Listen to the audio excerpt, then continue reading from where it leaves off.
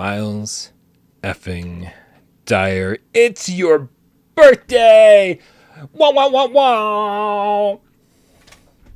Yo. Hey, what's going on, dude? Not much.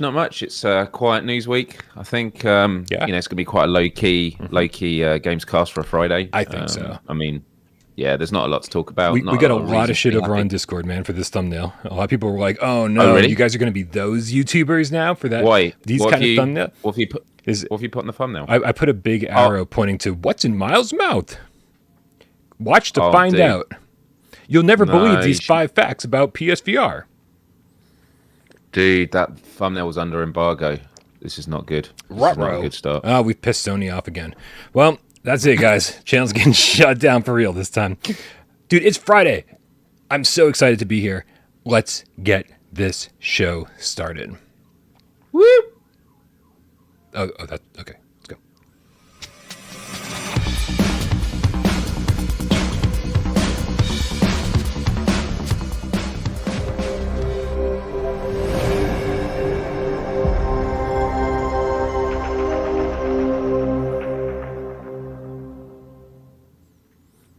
This is PSVR GameScast Live, where we film live every single Monday, Wednesday. I hate that so much. It's Who Wise Friday right here on PSVR Without Parole. We do it live video style for your viewing pleasure. We also do it audio style on podcast services of your choice. That's right, for your oral pleasure. My name is Bryan Powell from this channel right here, PSVR Without Parole. And this gentleman over here on the other side of the pond, where Sony likes people, it's Myles fucking Dyer. What's up, dude? Bryan, Game Cats, it is awesome to be here. Happy Friday, everyone. Really excited for this show. I mean, it's amazing like how excited I am, and so I'm like so low key because I'm just holding it in, and like, you know, I could talk for hours now, but we're gonna try and keep this to a 30-minute show today. We're gonna just keep it nice and concise. I'll give one-word answers of my thoughts on stuff. But yeah, also thank you, Game Cats, for the happy birthday messages. 36 today. Don't feel too old. Yeah, what dude, up, that was super low key, man. I gave you the highest energy level possible intro that I had in my fucking cold dead soul, and you're like, "Hi." And it threw me off. I wasn't expecting it, Bryan. Also, like, I have just come off the back of the craziest week at work. It's been so full on because some of you will know from my tweets, yes, I got a certain package yesterday, and I've only been able to unbox it in the last 2 to 3 hours, and it is just because I've had so much going on, and it's been a hard thing to have over your shoulder. Like, I've wanted to dive into it, but I have dived into it. I've got a lot of thoughts, but the top line verdict is, everybody, you are in for the biggest treat. This is effing phenomenal. Do you know who else has a hard thing over their shoulder, Myles? Who? Sorry, wrong day. It's not West Day. Oh, okay. Yeah, dude, I'm super duper excited, and the cats are obviously very excited too. For checking out the chat window over here. Lots of cats in the chat. Thank you everybody for being here. We got et.2k9.now. et.2k9.now with the $5 tip says, so Bryan, what day you fly into jolly old England to visit Myles? The answer is, dude, let's be fair. You should have overnighted it to me 2 days ago, and I could have had it right now. No, that would have been against the agreement that was made, and I'm not going to England, but I do want to go, man. Like, there's not many places. I'm not a traveler, Myles. There's only a couple places like in the world that I want to go. I've always wanted to go to Japan, right? So I've just been obsessed with same sushi in awesome video games, neon lights, everything. Big time, but the UK, that's like been the other place I want to go, and so one of these days I will get around to going to both. I'll go bother Jimmy over at End Dreams, and I'll pick you up on the way. That'd be awesome. Be good. We also got Darth Vader, the Game Cat, with the $10 tip says, happy birthday, Myles! Can't wait to see your stream, spelled wrong, of Resident Evil 8 Village and see you cry in fear. You'll love it. Congrats on the headset. Heart, heart. Celebrate. Honestly, I am both looking forward to playing RE Village and also terrified. And again, having like had a proper go with games that, you know, I've played Cities VR in the past. But now playing like first person games where there's really high fidelity, my goodness, RE8 is going to be, yeah. So it will probably be my live stream 2 Saturdays from now, because I'm every Saturday I do my Let's Play, and next Saturday, not this one, the one after, I'll be doing Horizon Call of the Mountain. But yeah, I think that one has to be first. And then Resident Evil, I think, will have to be next. Sir Moses in the chat with the 5 rupees says, "Happy birthday, Miles. Congrats on your PSVR2. I hope you have lots of fun. P.S. My PSVR2 arrives tomorrow or Monday, thanks to my retailer." Dude, wow, this is crazy. It is pretty. Oh, sorry, sirens on my end. It's kind of nuts, man. Like, we've seen people for the last week been able to get these things early, mostly in Canada, it seems. But yeah, they're just kind of showing up everywhere. It seems like a lot of places are just sort of ignoring the street date. But hey, it is what it is. I don't know what to say. Looper the Underground Game Cat with the €2 says, "Behind you, Miles." What? Yep. It is really nice that you have that sitting back there. It almost looks like a prop. It doesn't look real because, I have a hard time believing that these things are real. It does actually say on the stand, because I had it for my last VR headset, it does say PlayStation VR on the bottom. It looks nice. It almost looks official. I don't know if it is, but I think this is official. Yeah. And Bryan, actually, can I have a birthday wish? Am I allowed to make a birthday wish live? Okay.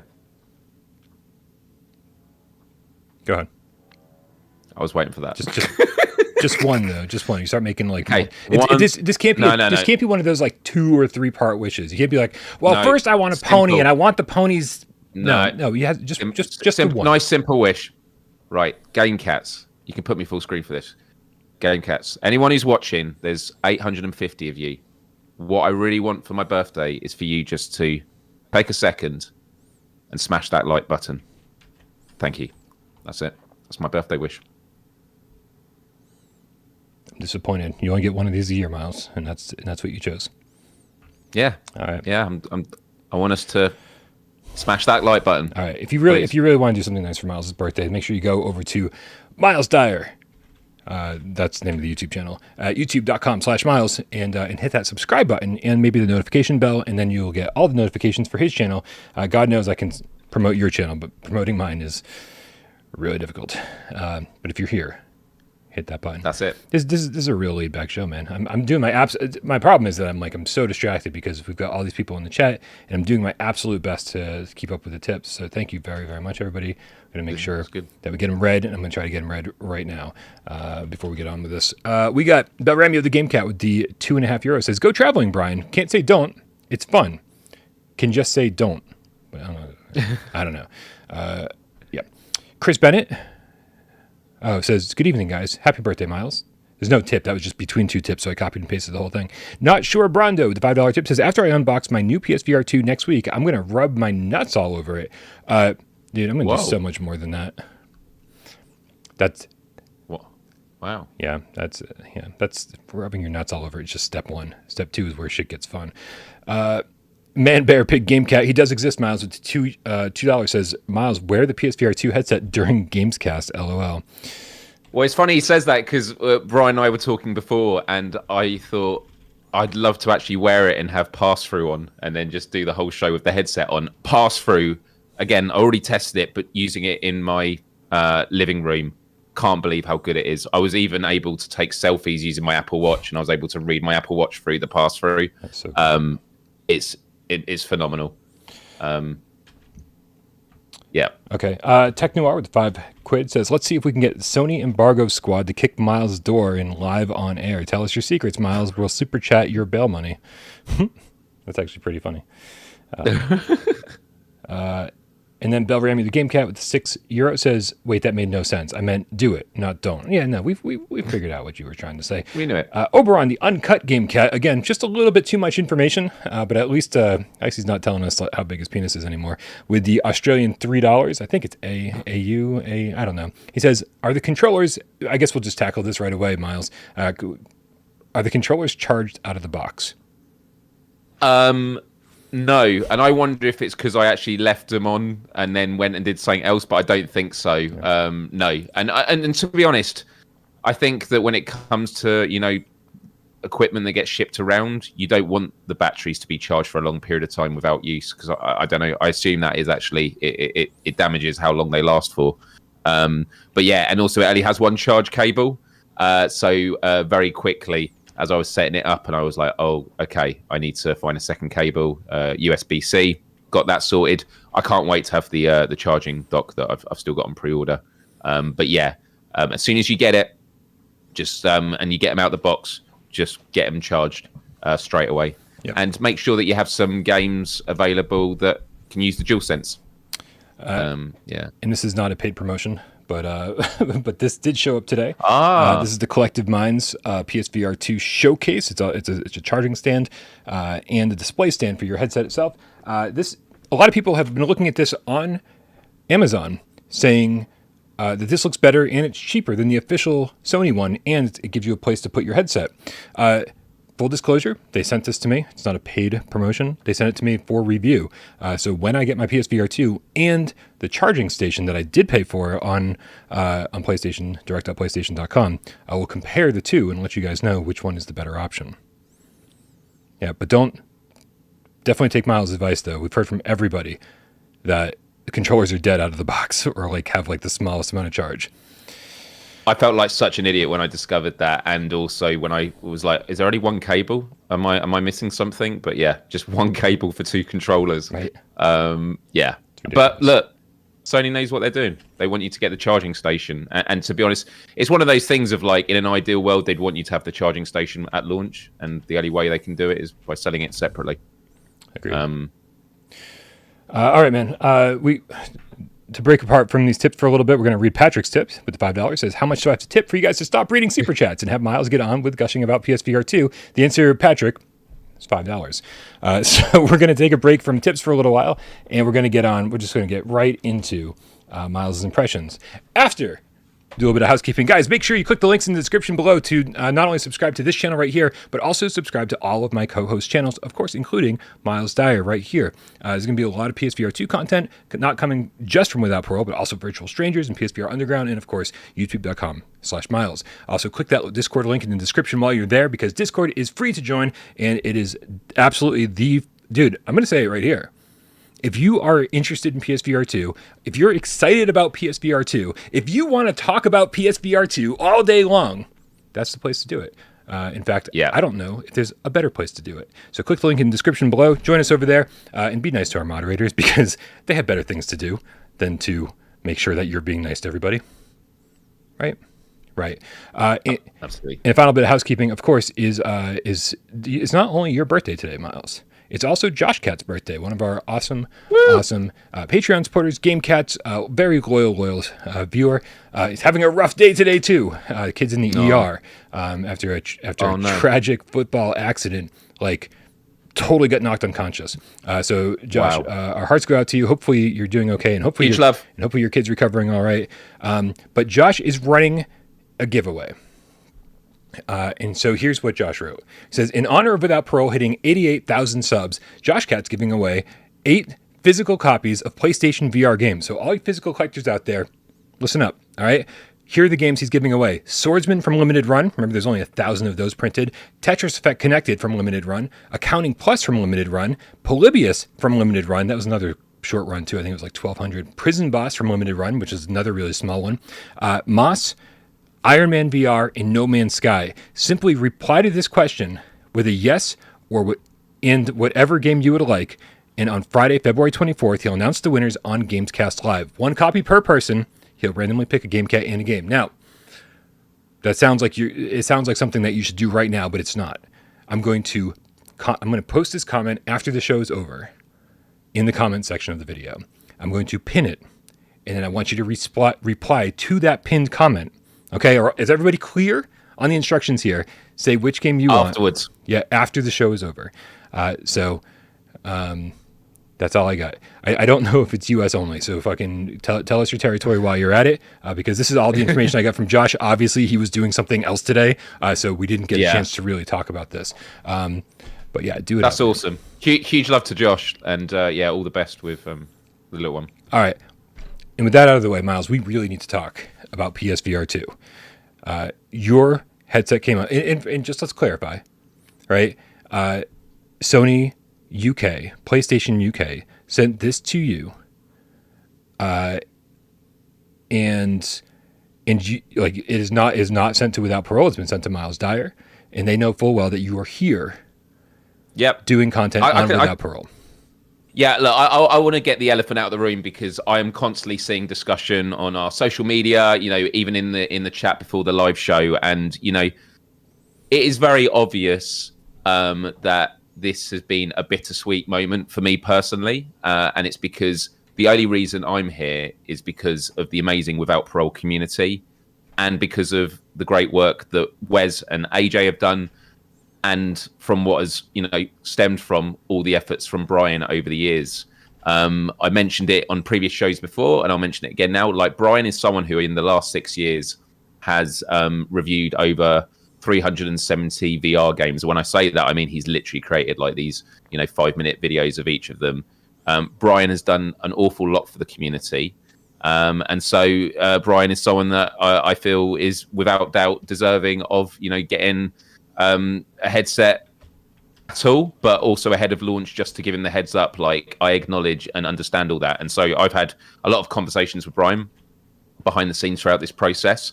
And although I'm not able to go into specifics of, what has happened, look, PlayStation reached out to me in the UK. They have an amazing team in the UK that I can speak to just because I've been in talks with them. And I'm incredibly grateful for them sending me this hardware to check out. They've been very forthright, and they have, and I'm being careful how I say this. I have, mentioned the fact that I'm on PSVR Without Parole. Whenever you do any content for any company, you have to obviously list where are you going to be posting stuff and what kind of content you're going to be posting, because they need to know when not to take down content. And I've been very upfront. I'm a part of PSVR Without Parole, PlayStation UK, very aware of it. And I did also mention, Bryan, and again, without going into specifics, but I'll go right up to the line of it. It has been very well known about Bryan behind the scenes, and they've reached out to, I guess it'd be PlayStation Global or the US, and that's as far as I know. Like, jurisdiction, I'm in the UK, speaking with UK people, but I know that there's been a lot of anger in the community because of this, and I totally understand it. And if anyone would be angry or frustrated by the situation, it would be Bryan, because of all the reasons I've highlighted already. So the last thing I wanted to say was the reason that this community and this channel is going to succeed is because of all the positivity that comes out of this place. And it's why I keep mentioning the reason I've got this is because of the work of Bryan, and I will continue to do what I can to support him and the rest of the team. And it's about where we go from here. We've got 5 days left until the launch. There are some great titles that are going to be coming out for everyone on launch day, like Resident Evil Village, hopefully, and GT7, unless things change. And so all I'd say to the Game Cats watching is the best thing you can do is on launch day, when the content starts coming out, is just make some noise, or if in the British way, make some bloody noise, because that's how we really push through this. But the fact that we are doing a GameScast live right now with over 1,000 people watching is mind-blowing. Getting to the end of my ramble here, but like in November, I think GamesCast Live was getting 200, 300 viewers live at any one time. And now on all 3 days of the week, it's 700, 800, 900, 1,000 plus. And that is because of you, the amazing community that make all of this happen. So on a personal note, huge thank you to Bryan. Huge thank you to PlayStation for the support here in the UK. And a huge thank you to you, the fans and the supporters, because I joined in April, and this is like one of the best things I've ever done in my life, and it couldn't have been possible without all of you. So I just wanted to put that all out there. All right, Miles, thank you very much. That was very nice, and very, very humble of you as well. I'm going to put this out there because, fuck, man, like, I'll say nothing hurts more than having to answer the same question 1,000 times. And so it's become very clear over the last few months, maybe the last year and a half, ever since I leaked the PlayStation VR2 release window and the PlayStation VR2 specs, obviously very accurately. Sony's not interested in hanging out with us anymore. They stopped responding to emails a long time ago, and we've had so many different developers and publishers and everybody else on the face of the planet go to bat for us, and so Sony absolutely knows who we are, and they have chosen to stop responding to my emails, and they've chosen to obviously not send a PSVR2 review kit my way, which hurts, right? Which hurts. This is something I've been saying behind the scenes for a while. Now it feels kind of good to just like fucking put it out there and say, okay, well, since they haven't emailed me, we just have to assume that I'm blacklisted, which sucks. Sony's not going to email me and say, hey, buddy, you're blacklisted. They just stop responding to your emails. But that's okay. We're going to push forward, and I'm patiently and anxiously awaiting my PSVR2 headset to get here on the 22nd with all of you. And when it gets here, I'm going to review it, and I'm going to review the games, and I'm going to play the games, and we're going to have a fucking great time for the next 5 or 6 years, with or without Sony. That's on them, man. The problem is I still love Sony. They just don't love me back. It's an unrequited love story here, Miles. So hopefully one day they'll come around and they'll change their mind. But I'm never going to change my mind. I'm always going to love them. Miles, that's amazing, man. And just the last thing on that, like, I totally hear you. And the only way we're ever gonna, build bridges or give us better chances of succeeding in these ways in future is with positivity and keep doing what we're doing, which is building the best fucking PSVR community on the planet. So, yeah, amen to that. Agreed. Miles, let's talk about your experience with PSVR2. When did you get it, man? Because we've got to make fun of you a little bit because you started playing it 2 hours before the show began, but you've had it for a little bit. I got it yesterday at like 11 a.m. and I was on my last day of work. Had today off for my birthday, and I was working till 11 o'clock last night, so I wasn't going to get a chance to play it then. And also, I wanted to make sure I was going to open it when I could. I was fresh-faced, able to be on video to unbox. And also, I was in a good frame of mind to actually enjoy it. So come today, it was my birthday. It was with my parents all morning, which was wonderful. They actually helped me rearrange my living room it's got a really cool VR space now, which some of you may have seen on Twitter. And then, I went out to take stuff to what we call the tip in the UK, throwing stuff out. Went for a flotation tank session that I had booked. Get back, and then it's like 7 o'clock speaking to Bryan. And I was like, let's get a thumbnail made for the show. I then did unboxing video stuff. I made, this cool GIF. And then, it was like 2 hours before this show. And I thought I need to actually put the headset on and do it. So, embarrassingly, I've had this like over my shoulder for like a good 24 hours. And it made yesterday the slowest work day of all time. So I'm glad that I did get to dive into it. So there were 3 games that I have played on it. And I'm happy for GameCats to take a guess of what those games were. And to be honest, like I haven't recorded any footage yet, which I am allowed to do. But I'm happy just to keep with the trailers for like initial thoughts, and then over the next few days and weeks we can go into more details. But happy to answer any questions that are super chatted, because obviously there's a lot of questions generally. But Bryan, you're able to ask me anything really. Yeah, well, I mean, let's keep that in mind, guys. I know it always sucks when like normal questions in the chat don't get answered, but when it's a special day like this and there's so many super chats, you got to be patient with us, because we'll get around to the super chats and we might not be able to pull as many people in from the regular chat as we would like. So please be patient with us on a day like today. Miles, let's start it off. You put the thing on your head. What happened? Wait, you pulled it out of the box. Did you use gravity? A little bit, but what I did was I had my hand there. So when I was using gravity, I wasn't going gravity and the desk. Mm-hmm. The gravity in my hand was there. But yeah, I kept that in mind a lot. It's very tightly packed, but the packaging is really great. The stuff it's covered in, it's very simple packaging. It's not annoying plastic. The fact they've used renewable materials, I think, is really good. And it's a neat box. So took it out. And my first thoughts, as someone who's held it before when I was in at Fast Travel Games a month ago.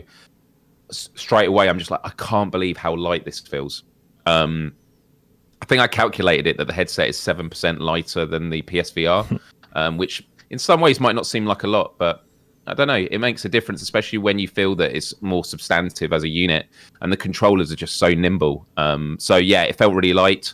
The other thing I want to say is just outside my room, I've got, when I was clearing out, I've got my PS4 Pro and all my PSVR stuff, the wires, the cables. And we knew it was going to be simplified, but my goodness, Game Cats, just put in that simple wiring. It's even things like, you don't even need another plug socket for like the breakout box. You just have a USB-C that goes in the front of your PlayStation and you're on. And when it fired up, there are some things I'm not going to mention, but all I'll say is when it fires up, the setup process is an absolute joy.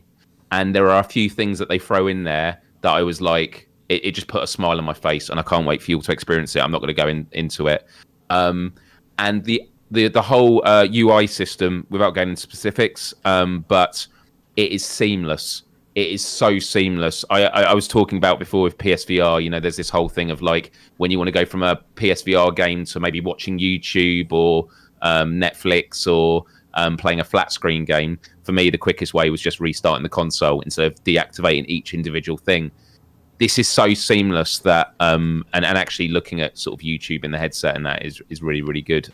So just flicking between stuff is absolutely mind-blowing. And I know we're here to talk about games, but I just want to say, like, it's a very polished interface, and the setup with the pass-through of your room put a massive smile on my face. Like, I was like laughing out loud going, I can't believe, because when I was using the pass-through at Fast Travel Games, it was in one of their offices. It was a very, it was just an office space that they put the table against the wall on. Here, I was in my living room. I could see my posters. I was able to, when I was trying to take selfies of me for the thumbnail, I was looking at my Apple Watch and I could see the text on it. Absolutely mind-blowing. How is like the frame rate on it? I know when I put my Quest 2 on, it's like, you have to move slowly if you're in the headset because like it's a little behind what you're doing, and it's like, no. Yeah, I remember because first time I used the Quest was at Fast Travel Games, and I used the pass-through there as well, and it's night and day. Like, it's phenomenal. It's one of those, it's so good that when I'm in game, I'm just like, just going to have a quick check to make sure there's not a ghost in my room. Because it's like a perfect horror movie, like a situation that you put pass through and then you see something there. It's great. Look, it's not the most clear, but you get real depth perception. And then when you set out your area, like, again, these are simple things that are just there for functionality, but it's done so well that it just feels amazing. So the fact I'm really excited about setting up your PSVR2 is like, it just really feels like we've entered a new place. And as someone has said in the chat, now we're at 1.3 thousand viewers. It's insane. Like, welcome everyone. Welcome. Albert's keeping track of this shit. Excellent. So I did see with Ian Higton, like, obviously, if you've been around here, you know that, like, anything that I don't have access to, like, I immediately go to Ian Higton over at Eurogamer to see what he says about it, because he's somebody I trust. Like, I feel like he's very much like me, gamer focused, like games focused, and then technology second, but like always enamored by the new technology. And something he really enjoyed was the eye tracking setup. Yep. Oh, okay. Yes. The eye tracking setup, because when you haven't used eye tracking, like, even if there's eye tracking in game, it's kind of a bit abstract. Like, okay, I can tell eye tracking's is working on, but there's a dot that goes around and you've got to follow it with your eye. But then it says at the end, follow the dots around the outskirts, and as you do it, it plays a different note each time. And I giggled out loud, because as you're doing it, you're like, it's just the control with your eye is just ridiculous. Yeah, I couldn't believe it. So yeah, all the tech.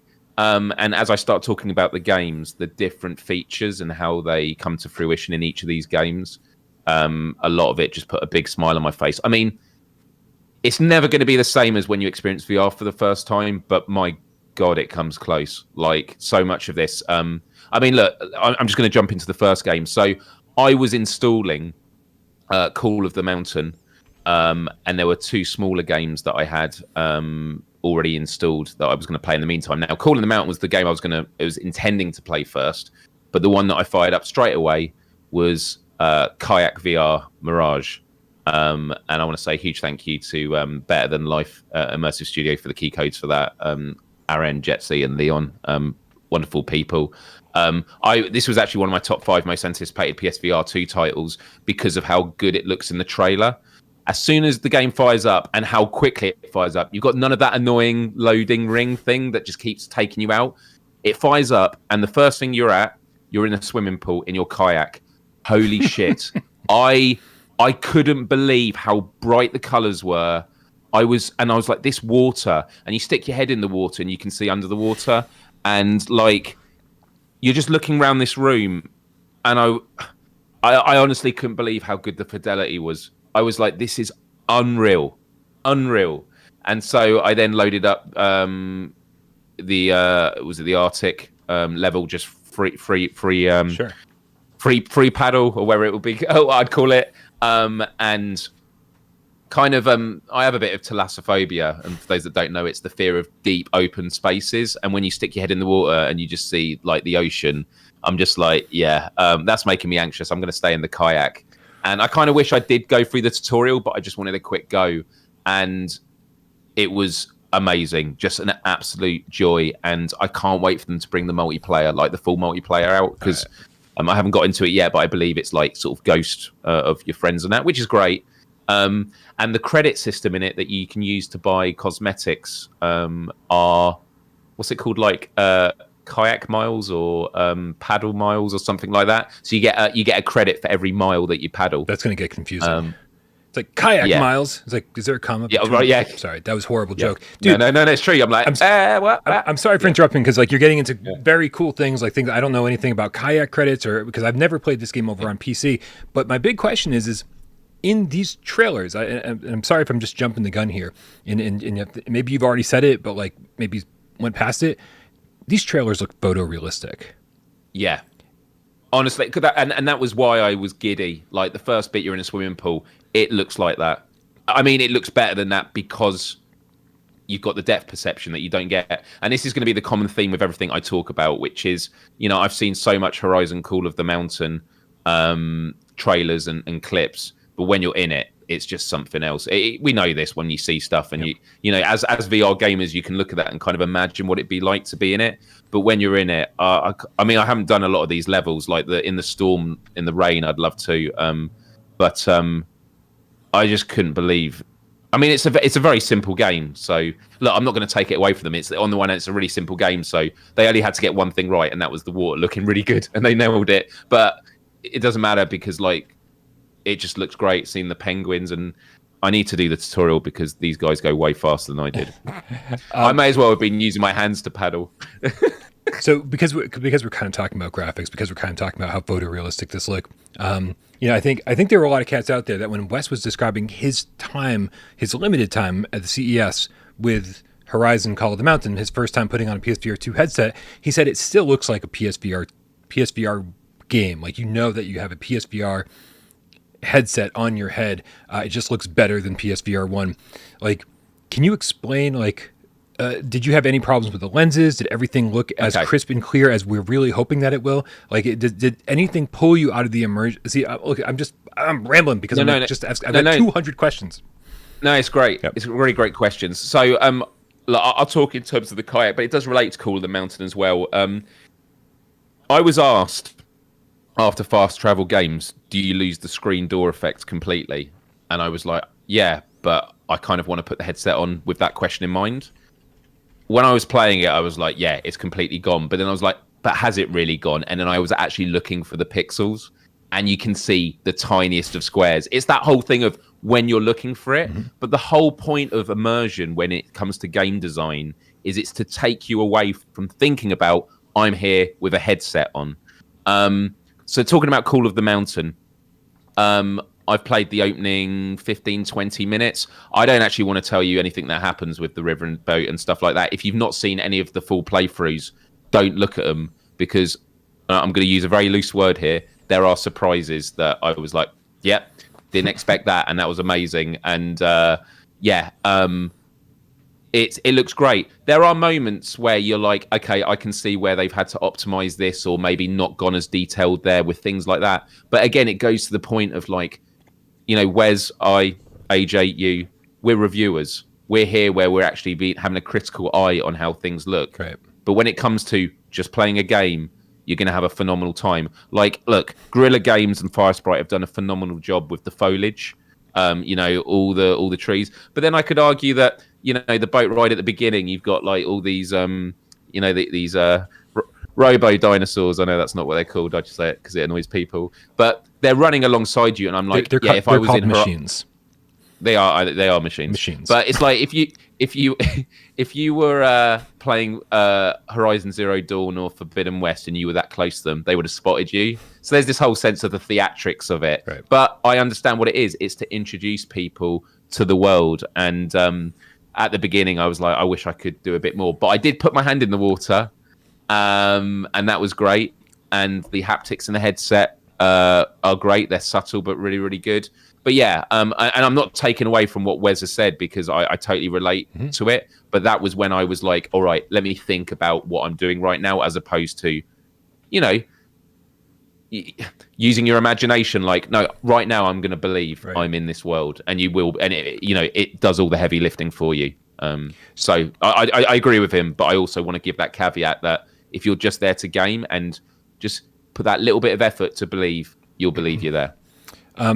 While we're on the topic of kayak, one of the more recent tweets from Better Than Life Studios was all about haptics. They showed you slamming your head into a log that was sort of going over the river.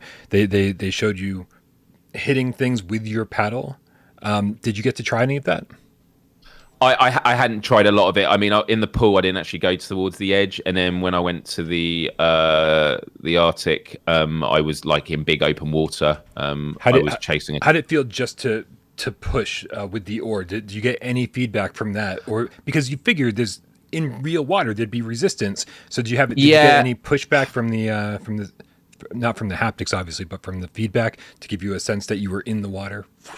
Because it was my first game, it was really hard to sort of compare to, and I mean, I felt like, I don't know, I'd have to do it again. Like, that's the thing. Now you've asked me. Listen, I'll sit here and we'll tackle some tips, right? Right. Okay.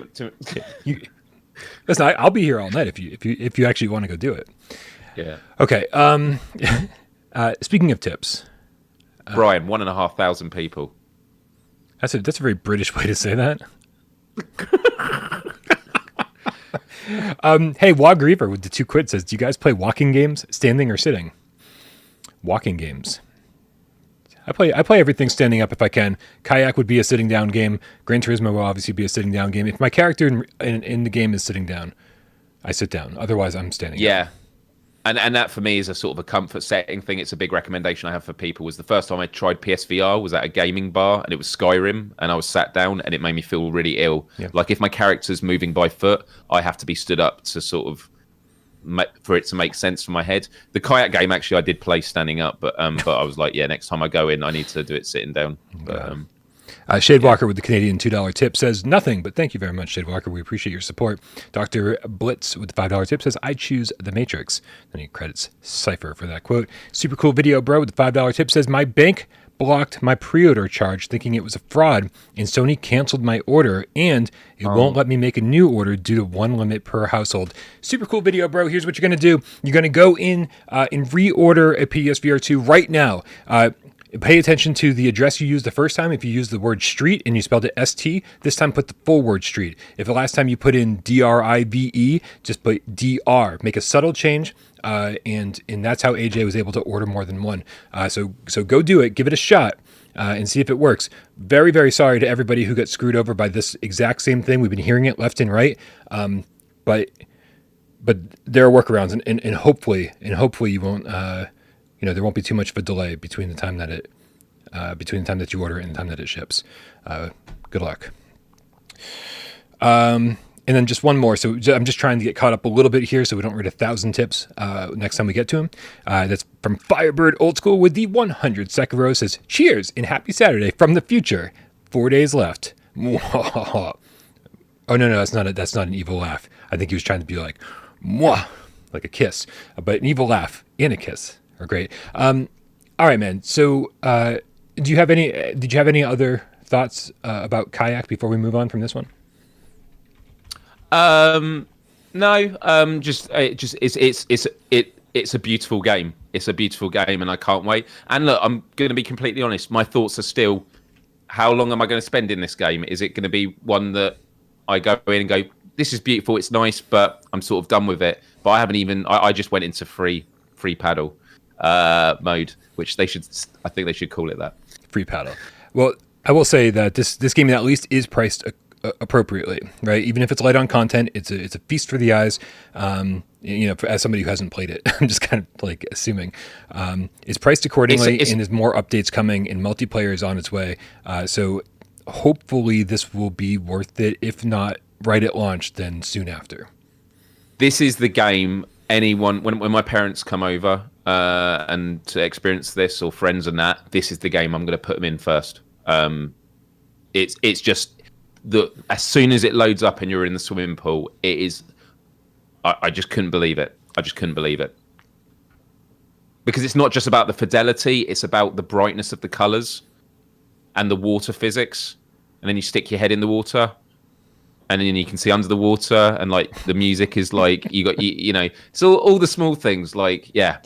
For just a brief second, it felt like Jeremy King was here. Some old school game cats will understand what I'm talking about. All right. What game did you do next, Myles? So next up, because I then realised my controllers were quite low on battery. This is such a shit show. I played Tetris Effect, which I ranked in my top 10 PSVR games of all time. I know some people it's not my kind of game. For other people, it's like, well, Res Infinite is the one that I love most out of the two. Totally respect all of that. For me, Tetris Effect, it talks to me in a way no other game has. The immersion is just on another level. And the way I always describe it was when I had a friend visit who had never experienced VR before. You ask questions like, do you know how to play Tetris? Yeah, well, then you definitely should play this. And when they took the headset off, they said, it felt as though I didn't even exist anymore. And I was like, that was the best description of like true immersion, wow. Especially in the context of Tetris Effect, because often people go, what? Tetris in VR? Like, what's that? Like, are you like the block? It's like, no, you're next to it, but you're kind of like, you're there with the music. Every time you turn the block, it's playing the notes. So are you? I find it. Oh, yeah. First person. It's a good question, right? Because I think everyone's immediate reaction is, why the fuck would I play Tetris in VR? And this is the answer. It's like I didn't even exist, dude. I bet enhanced games would put that on the box if you told them that's what somebody said. Yeah, they would credit it to some friend of Myles. Like they wouldn't even have a name. I DM'd him it earlier. Actually, I was just like, because when they send the key codes and that, and they're like, "Thank you," I'm like, "No, thank you," and like, it's they must get a lot of people all the time that take key codes and just like thanks because they get many, and I think it is important. And I say this to any game cat and that, like when you have an opportunity to speak to devs online, tell them what you think. Like, and if you love what they do, let them know, because even if you're like, well, they must be getting a lot of praise. It could even come down to the fact that a dev might just be having a bad day or feeling a bit beaten up because of like how brutal the industry is and stuff like that. Like always, just make the effort, dude. But dude, and you just I'm sure you can say this speaking for yourself as well, but I'm going to say it speaking for myself and without parole. Like occasionally a nice message will come through, and it'll be from a game cat or somebody who says, I'm one of those people who sits back and watches the show and doesn't say a goddamn word. But I just wanted to send you a message telling you how much I appreciate you. Dude, for whatever reason, this is the universe working perfectly. It's always on a day where I'm just fucking done, right? Where I'm just like, fuck everything, and I'm just like super depressed and I don't want to get out of bed. And then I see that message and I'm like really, these messages always come through at just the right time. And I'm sure that you've experienced the same thing. It does. vitamin G is what I learned from my dad's friend, which is gratitude. And he basically every day he tries to practice like one thing or person he's grateful for, and just tell them, because you never know what they're going through. And I think far often in life we don't say nice things, not because we don't think them. It's we're like, you don't think they probably don't want to hear it, or yeah. And you can change people's lives, in amazing ways. Yeah. So yeah, a big thanks to Aileen from Enhance who gave us the keys for that, and Res Infinite. So this is what you were playing while you were charging your Sense controllers. You were using the DualSense controller. Yeah. Nice. Yeah. Okay. Yeah. And also it was another in my 5 anticipated. It was probably number 5 just because I played it already. But I also wanted to see what's it like playing a PSVR game that I have a love for in PSVR2. Now, when the game fired up and you're in that opening menu with like just the sort of all the debris and that floating around you. Debris. My honest thought, debris. Whatever. I'll just do my British thing. Yeah, you stick to your American thing. I'll do my British thing, and then we'll just as long as you don't mind me making fun of you. No. I love it. Yeah. But when it loaded up, my first thought was, oh, okay.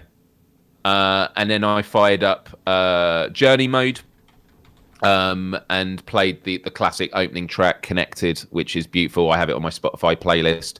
And as I was playing it, I was like, I think this is what it was like on PSVR. And then as I started playing it, I started smiling and I was going, no. This is like whenever you play an updated game and you're like, so for example, The Last of Us Part 1, the remake, the classic thing you hear people say is, this looks like how I thought the game looked like back in PS3 times. Right. But clearly it's completely different. And like the brightness of the Tetris blocks, and very quickly I was like, oh no, if I put the old one on now, I would be like, what is this blurry mess? But it's like kind of how you imagine it. So, and then there were subtle things that were happening that was like, okay, this feels next gen. And one of them was there were moments where bits in your environment were like there was lights flashing quite close to you. Yeah. Because often in PSVR they weren't able to get that close because then you'd really focus on the pixels in the screen door effect. Whereas here there is stuff happening really close. And then when you complete a level, and by the way, I didn't try the whole shutting your eyes to start the connected mode, which actually I think, although we say it's a gimmick, I didn't use the connected mode. It's not even called connected mode, I don't think. Whatever the power up is. Oh no, it's just Tetris Effect, isn't it? That's what you do where you press L3 or whatever it is to like pause time. It's something mode. Focus mode. Focus mode. Yeah. I didn't use it at all, and I have to keep thinking about the button. Whereas if I used my eyes, then probably that would have worked great. But when you complete a level and you go through to the next one, you get the rumble in the headset, and that was the first time I noticed it, the rumble in the headset, and it was brilliant. I was like, okay, that is subtle, it's nuanced, it's really, really great. So I did see Firebird Old School in the chat saying, so then is it worth the $10 upgrade fee?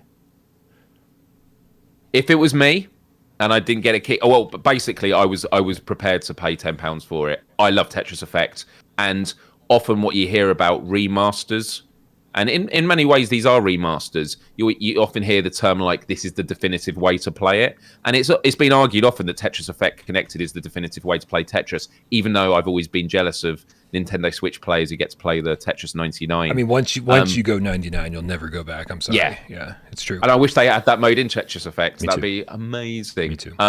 But for me, and I've only played the first 3 levels, it's the definitive way to play Tetris Effect. Like, if you like that game, yes, get it for this. I would pay the $10 for it, personally. I feel like but I feel like as a community, Miles, we've said this is great that we're getting this game for free and this game for free and this game for free, but when it comes to upgrade charges, we're just like, you know what, if the developer needs it, if the developer thinks that it's going to be really beneficial, then fine, we'll pay the fee. We're just really appreciative to have these games on our next gen hardware. It's when you have to purchase the games all over again when we get really up in arms. So this is, and this game was $40 when it launched. I don't know what it's going for now, but so it's 1/4 the price of what we paid initially. Miles, I got a question for you. And again, maybe you answered this while I was copying and pasting tips earlier, but you had mentioned like that when you get into Kayak VR, it's very quick, right? Like you pick the game and then they just throw you into the pool. One of my biggest complaints about PSVR 1, and there's a list, but one of the ones on the top was that I would push the move controller button, the PlayStation button on my move controller, and it would be like, who's using this? And it'd be like, bring up my profile. And then I push the other one, and it'd be like, who's using this? And bring up the other one. And then I would put the headset on, and I'd turn it on, and it would be like, like give me a big fucking warning screen. And then I have to wait 5 seconds because it doesn't trust that I'm not going to skip right through it. And then I select OK, and then it shows me a picture of the room with me standing in it and my big belly hanging out. And I have to say, that's okay. And then it's like, all right, well, now you're in the game, except your left move controller doesn't work. Now you have to repeat the process for that all over again. How quick is it to get from, okay, here's your PlayStation 5 home screen to I'm in VR and everything is on and working?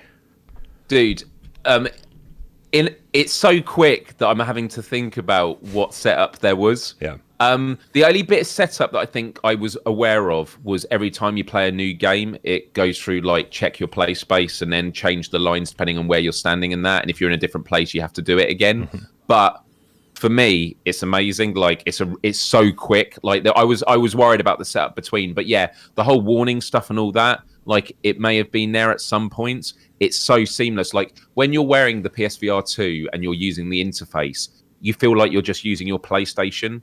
Whereas with PSVR on PS5, it felt like it's something that's been tacked on, and it's not with it. This just works with it. Like as soon as you turn the VR headset on, it's like, and I'm still, and oh great, I can see now that what my PS5 screen is, and I can just go through things. The only thing I'm having to get used to is the controllers, knowing where the buttons are, and that will take time. But you know what? It's probably going to be a lot easier to get the hang of than the move controllers were. All those years later. Yeah. How do you go forward again? Triangle? Right. Oh, dude, I got so many comments where like, how do you walk in this game? You don't have any analog sticks. How do you walk? That's really great news, man. That is really great news. Again, I call that the biggest amount of friction. I can deal with a wire or two, whatever. But man, the friction of just how long is it going to take me to turn this thing on? I just don't want to deal with it. So really good news. Yeah, Bryan, it's proven what I kind of said before getting my hands on this regarding PlayStation 5. If PlayStation 5 came out and there was no new games, I would have still paid the money because the quality of life improvements are worth it. Although for this thought experiment, there is no backwards compatibility, but let's just say there was only backwards compatibility, no upgrades or anything, and there was no PSVR 2 titles, I would pay the money for this because the quality of life improvements are that worth it. Right on. And that's not to say it isn't expensive. It is a lot of money. And I know there are some people that perhaps are having to save a bit more in the meantime, or they've really had to dig deep for this. Like, respect, it's not cheap. It's a massive investment.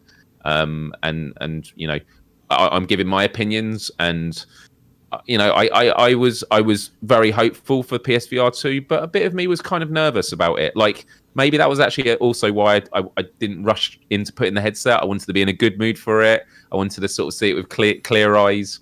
And, I was willing to... I feel, and as you do, Bryan, and Wes and AJ does, we feel a real responsibility of we don't want to missell stuff. Like, because you guys hold us accountable. And that's why I will always preface certain answers to my questions with... this is my opinion and this is like my perspective on it, because different people are going to believe different things. And I'm someone who has literally jumped from PSVR to PSVR 2. People that have jumped from Meta, Quest might have a different sort of feeling about it. I'm sure. Listen, we're going to tackle a couple more tips. People have a lot of questions out there. One question I've got for you, since you mentioned the headset rumble during Tetris Effect, what did that feel like? Did it feel like motors just spinning, or did you actually go, or did it feel convincing? Like something happened on screen, it reacted perfectly, it's not going to be distracting, it increases the immersion. Where were you at with that? It's why I use the word it's nuanced. It's like a really slight texture. It was one of those things of when it started happening, I was like, you don't go, oh, they've just turned that on. It was like, you sort of a few seconds, it might have been milliseconds after it happens, I'm like, oh, that's the stuff in the head. Like it happened first, and then I acknowledged what it was. It wasn't like, oh, they've just turned it on now. Like, it is really subtle.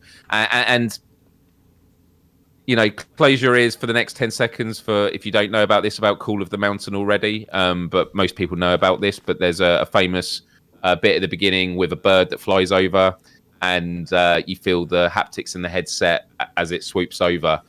As I saw that happening around me, and I was like, oh, this is the bit that's going to do this. Yep. You know, I'm now focusing on the headset, and it happens. And I was like, yeah, it was really cool. But it wasn't a surprise, so maybe it didn't impact me as much as it would have done. Whereas on Tetris Effect, okay, it wasn't as much of a wow surprise, but it was like, it really, the point is it complements the immersion. It serves the environment it's trying to create. It doesn't feel like a gimmick. I mean, everything that VR does is a gimmick, but it's about how it's orchestrated together to create that experience, and I think it nails it. I mean, video games are a gimmick. Exactly. No, they're not. Exactly. You're right. Why do I do this? I don't know. All right, we're going to tackle a couple of questions, and then we're going to, I guess, get into Call of the Mountain, right? Sure. All right. First from Professor Lilith with a $5 tip says this week's Sunday multiplayer will be Squadrons and then Rush VR. So 2 games, 2 for the price of 1. No PSVR2 upgrade announced yet for these games. And on February 26th, it's Zenith. Guys, keep in mind, Professor Lilith, thank you so much for running this. Every Sunday, a bunch of the cats get together on Discord. They decide which games they're going to play together. Multiplayer games. They jump in and play together because these lobbies are dead. PSVR 1, pretty much, those lobbies are real quiet, let's be honest. So make sure you join our Discord and join the Sunday multiplayer meetups run by Professor Lilith. Bryan. Yes, sir. I can't wait until we're all doing PSVR 2 Sunday meetups. That is going to be phenomenal. Dude, I mean, let's be honest. It's not going to take us very long. I mean, screw Sunday meetups. The day... The day I have this thing on my head, I am getting in my racing rig, and I want a full grid of racers. Like, because, dude, the racing rig is amazing with Gran Turismo 7 already. I can only imagine what it's going to be like with the PSVR 2 headset on and a full grid of game cats that I get to race against. Oh, we're going to be so reckless and crash into each other and shit. It's going to be amazing. I can't wait. All right, man. A couple more questions here from the cats. Shadewalker with the Canadian $2 tip says, happy birthday, Miles. Rec Room PSVR 2 support. They have not said anything about PSVR 2. It's a huge, huge game that, with zero knowledge on this at all, I'm going to say Rec Room is a game that Sony would want to be like, and we have a PSVR 2 version of Rec Room. I asked them about it about half a year ago, and they did that. I don't think we've said anything about it yet. Yeah. Like, it was that kind of answer of like, yeah, it's the whole thing of like, it's without doubt coming, but it's just a question of when. I feel like it could be announced at the launch of PSVR 2. Like, Rec Room is big enough that they can afford the gamble of waiting until launch day and saying, yeah, it's free to play. You don't have to order it ahead of time. You don't have to. Yeah, it's. Yeah, there's a PS5 version already, you know. These are the kind of games. These are the kind of games that Sony could have a showcase or whatever, or make a blog post and say, and it's available right now, and everybody would be like, sweet, like, you know, no release date necessary. And think about this, Bryan. You know, the marketing is around, you know, what are the launch titles going to be, but the games that, as far as we understand, aren't going to be available to anyone, even all these people that have been doing reviews. Resident Evil Village and GT7 until launch day. Yeah. I mean, has that been confirmed? I don't know. I've just I believe the 21st will be Gran Turismo, and Village is either 21st or 22nd. I forget, but it's okay. And so that's why I'm sinking so many hours into Gran Turismo right now, Miles, is because like I got time to film. I'm waiting for my headset to show up. Like, I want to get good. And if you've hung out in our Discord in voice chat and watched me play Gran Turismo 7. I thank you for being nice, because Jesus, I suck at this game. Like, I'm really bad. I'm not a sim racer guy, but I'm slowly getting better. And this is what I want to do over the course of the next week while I wait for this thing to show up, so that when I jump into VR, I've got a pretty good feel for how this thing should go. Speaking of, but I was just sorry. The last thing I was going to say on that, Bryan, about the fact that there are going to be games that come out on launch day. Yeah. There's going to be other PS5 games that might get a patch that just drops that week, like, that haven't been announced yet. Like, because I assume that is what it takes, is like PS5 games can just do a VR patch. I mean, it would have to obviously go through certification like all patches, right. But we might have I just feel that Sony's aim is to get as many copies of Call of the Mountain sold at the moment. Mm-hmm. That is why the focus is on there. It's like, we want a first-party title that is exclusive to PSVR2 to sell X number, because then they can say, not only to the industry as a whole, but their fellow AAA developers and first-party studios, this is how well PSVR2 has done. What are you waiting for? Let's go for it. And we all want it to succeed, but I'm just sort of explaining why it's important it does succeed, because the momentum it hits out the gate is going to determine the trajectory of the games we get to play over the next 1 to 2 years and beyond. Of course. Crap, I forgot what I was going to say. It's all right, man. Sometimes it's good just to take in the moment. Well, in that it's case, nice. In that case, Cal87 with the €2 is bringing us back down to reality with a little bit of common sense that maybe we didn't have in this conversation earlier. Cal says the second USB-C cable came with the PlayStation 5, obviously. So technically, we have... That was the one I found. That was the spare one I found, yeah. Because I have the... I bought the charger deck for the PS5. I'd forgotten about that cable. Although I use it for my my Pulse headset. Oh, and by the way, that is what I've used for my PSVR2 experience so far, is the in-ear buds, which I've never used for the PSVR. I do have the Pulse 3D audio headphones, and I will be using them later.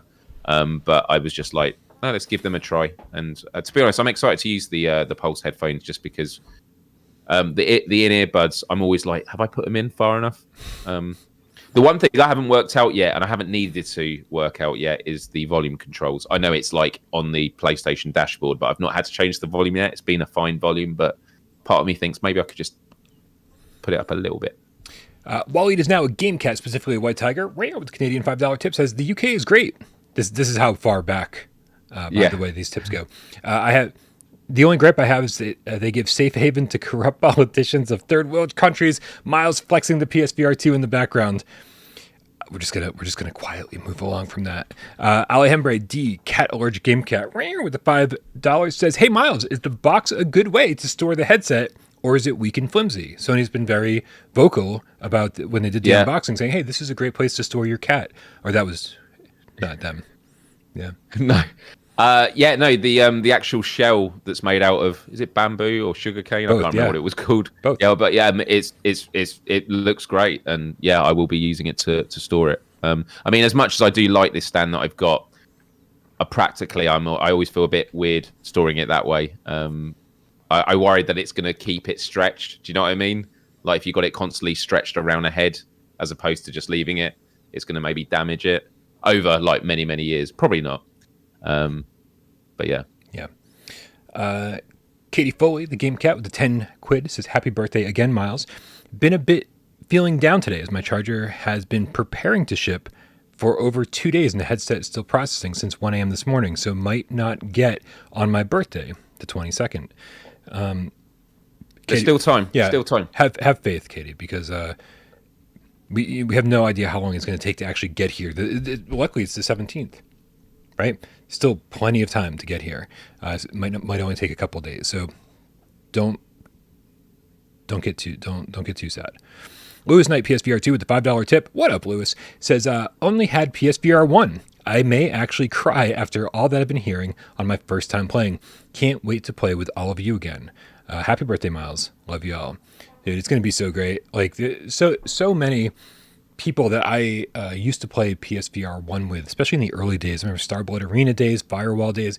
It was Lewis Knight, it was Seraphim 190, JD Max. I mean, like Madman and Black the Game Cat. Like these, I don't think people understand that like the friendships I form online like are as strong, or if not stronger, than like my friendships in real life. And I see them more often and talk to them more often than my friends, like than my best friends in real life.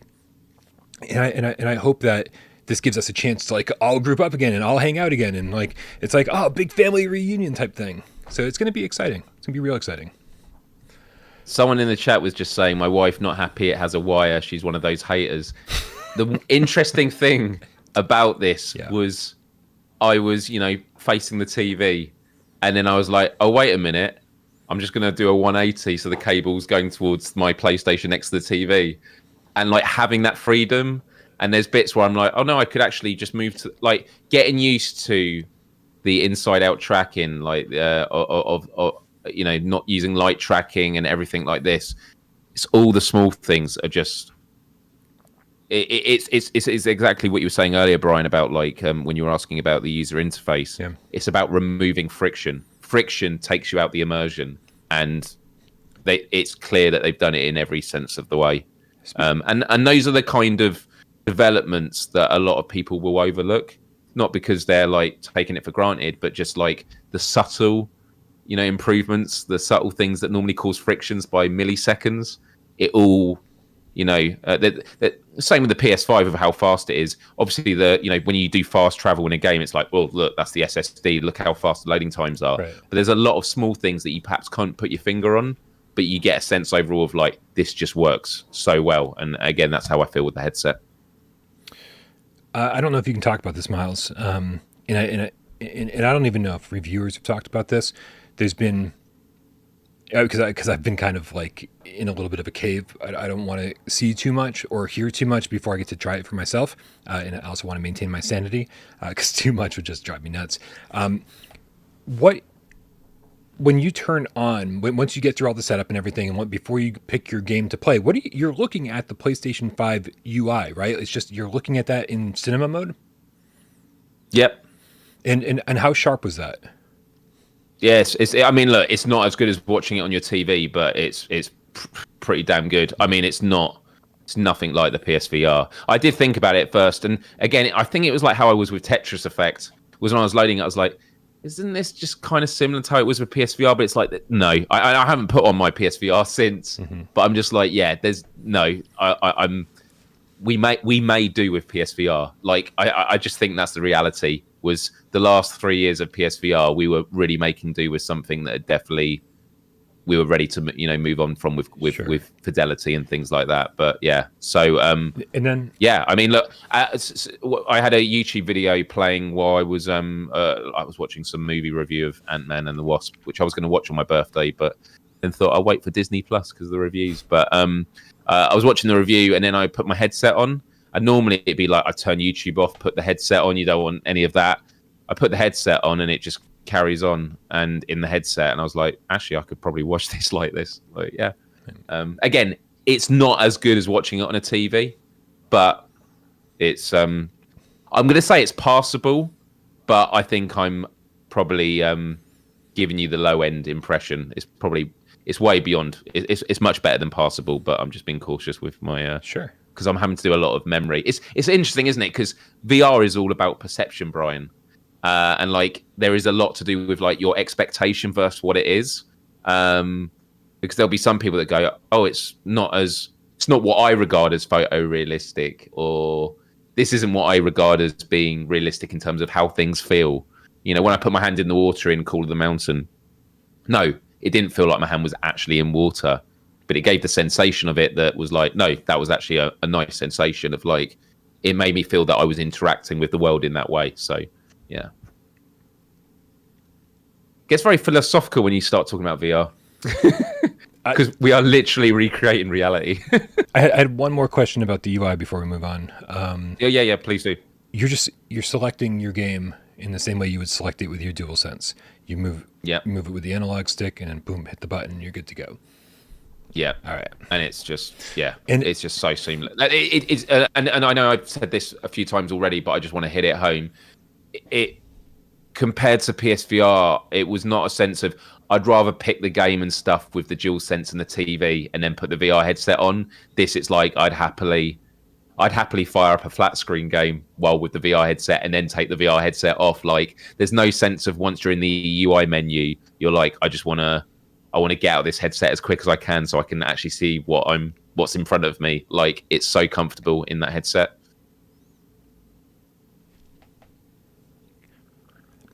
I need some B12. I keep forgetting what I'm going to say.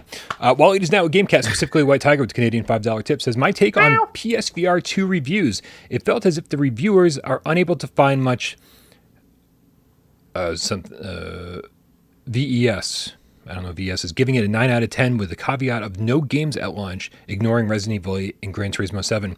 It is a little bit interesting that it's like, it seems like a lot of the reviewers that I've seen so far have been kind of uninformed about the games that are coming. They're like, oh, Call of the Mountain, and that's kind of it, right? It's like, just because they weren't able to play Resident Evil 8 or Gran Turismo 7, they pretended as if those weren't even coming. And it's really frustrating, I think. And I think a lot of people are with me on this. That's like, well, let's review this thing for what it is, and if you're going to be spreading the word to hundreds of thousands of people out there, maybe you should be educated on what you're talking about. So I was just looking up what the launch titles were for PS5 at launch, and I've got 26 games here, and there's a lot of remasters. Borderlands 3 was on PS4, wasn't it? And then it came across. Or was it actually? Yeah, it wasn't a next gen exclusive. But yeah, I just, the reason I bring it up is I'm looking at this because they were saying like, what are the first party titles for PSVR2? It's like, yeah, Call of the Mountain. But then for PS5 at launch, you had Spider-Man. Mm-hmm. Miles Morales did come out with the launch, didn't it? You had Sackboy, Bug Snacks, which wasn't first party, Astro Bot. I mean, there's a few there, but VR is a niche part of the gaming market. Like, that's the thing. And I do feel that the reason that reviewers have kept flagging that up is they need to cover themselves of, like, it is an expensive bit of equipment. And the framing for me with it, and I'm not making excuses of them because, like, I disagree with it, but I do also understand why they've said it, is the big push at the moment is that the marketing is being hedged on getting PSVR people to move across, or people that are already in the VR space. There's more than enough to get 2 million sold with that alone. The next stage is going to be, how do you get more people on board? And it's why it wouldn't surprise me if on the 23rd of February we get, I don't know, Call of Duty VR announced or something like that. Like, I genuinely think as soon as the sort of the launch is out the way, if there's a showcase, they're like, this is what's coming down the line. I think there are big things, but I do feel that's why. I don't know. Whenever I see reviewers, especially like whether it's Kind of Funny or IGN, I don't tend to have a hugely negative like impression on the way they're reviewing it. I just strongly disagree with them. But I do feel that they're coming from a position of like covering their backs, in the sense of like, this is still like, it's still an experimental sort of platform like VR. It's still in its early stages. Like, yes, it's a lot more popular than it was, but it's still in its early days. I fucking love it. I want everyone else to try it, and I just think that's why they're sort of treading on eggshells, or that's what it feels to me. Yeah, I don't know what you think. I think too many reviewers are discounting all of the games that originated on Quest or PCVR. Like, it's just a bunch of ports. But you'd be shitting on PSVR2 if we didn't have those games. So you'd be able to point at Quest and PC and go, oh, well, but there's so many more games over here. And so it's a catch-22. You can't fucking win. They talk about Half-Life Alyx, Bryan. Half-Life Alyx, they bang on about, and it's like, but that would be a port. Yeah. Like, there's no Half-Life Alyx. Well, yeah, exactly. That's a ding for them, which is really infuriating. To get Firesprite and Guerrilla Games to work on Call of the Mountain is phenomenal. Yeah. Like, that is a fun. They have literally got one of the biggest Sony properties and brought it into VR. Like, that's amazing. It's amazing. Yeah, I agree. Can I just ask the chat one more time? Lots of new people joining. Hit the like button if you haven't already. If we can get to 1,000 likes, my birthday would have been well and truly amazing. I mean, it's not my birthday here anymore, but it is in America, so I'll stick with that. Yeah. And I do want to say just like a little bit more as far as this launch lineup is concerned. I'm so happy for everyone who never owned a PSVR 1, who's never owned a Quest, who's never owned a PC VR, who this might be their very first VR headset. And all of these PSVR 1 upgrades, all of these Quest ports, all of these PC VR ports are brand new games to them. And that's huge. And it just seems like a real shame to be saying that these games, for whatever reason, don't have a place here, because they do. And actually, maybe for the first time ever, they'll have a chance at success. They'll have a chance to really sell through the mainstream. Although I will say that Quest 2 did a fucking great job of that and allowed different developers to sell millions of copies of some of their games. But this is yet another chance for these games to sell millions of copies. So I'm at a loss. But that brings us to our next tip from Shadewalker with Canadian $2 tip. Says, we love you, Brian. Nothing can blacklist that. Thank you so much. Retro Dre Game Cat with the €2 says, Brian, you do so great. Love you, man. You're amazing. Boy, there's a lot of love in the chat tonight, man. Like, I feel like you should be reading these for me. Dead Ringer, the Game Cat with the $5 tip says, Collective Minds charging dock. Order delayed until March 29th. Canceled it. No longer available to order on Amazon. Holy shit. Well, I will say, when this got announced, it seems like all the cats were like, that looks better. And I loved my Collective Minds Move dock or PSVR 1 dock or whatever. And so they canceled their official PlayStation order of the official charging dock for the Sense controllers and went and got this one instead. So I think what you're seeing, Dead Ringer, is the demand that was there for that, which it was probably more than anybody expected. BitJello Boy 30, that jiggly game cat with a $10 tip says, your passion for PSVR and PSVR2 is what drew in this amazing community, and it will continue to grow with that passion. Love you and what you do. Much love. Many meows. 4 days. It's crazy, man. It's absolutely crazy. I'm going to read 3 more tips, and then we're going to get back because we want to talk about Horizon. Belramio, the game cat with the €6 says, so if you can read the watch, he's talking about when you were in Passthrough looking at your Apple Watch. Does it mean we can finally read Discord on phone while wearing the headset? Yeah, I guess so. I will just preface that although I was able to read my watch, it isn't preferable. Like, it was blurry when it gets to really small text, but it was kind of like, I know what it's kind of saying. Like, it was looking at the camera, like, and you could see the countdown and stuff. Like, yeah, I wouldn't read books from it. I don't want you all going to bed, sitting in bed and going, oh, I'm just going to live my life through Passthrough. Yeah. I'm going to go to work, drive a car. Yeah. I'm just going to drive to work with Passthrough. It's crazy. I can't believe. I mean, this is total sidetrack. But can you believe that there's a pixel rip game that was designed to be played in the car? Like, what a weird concept. Wow. Yeah.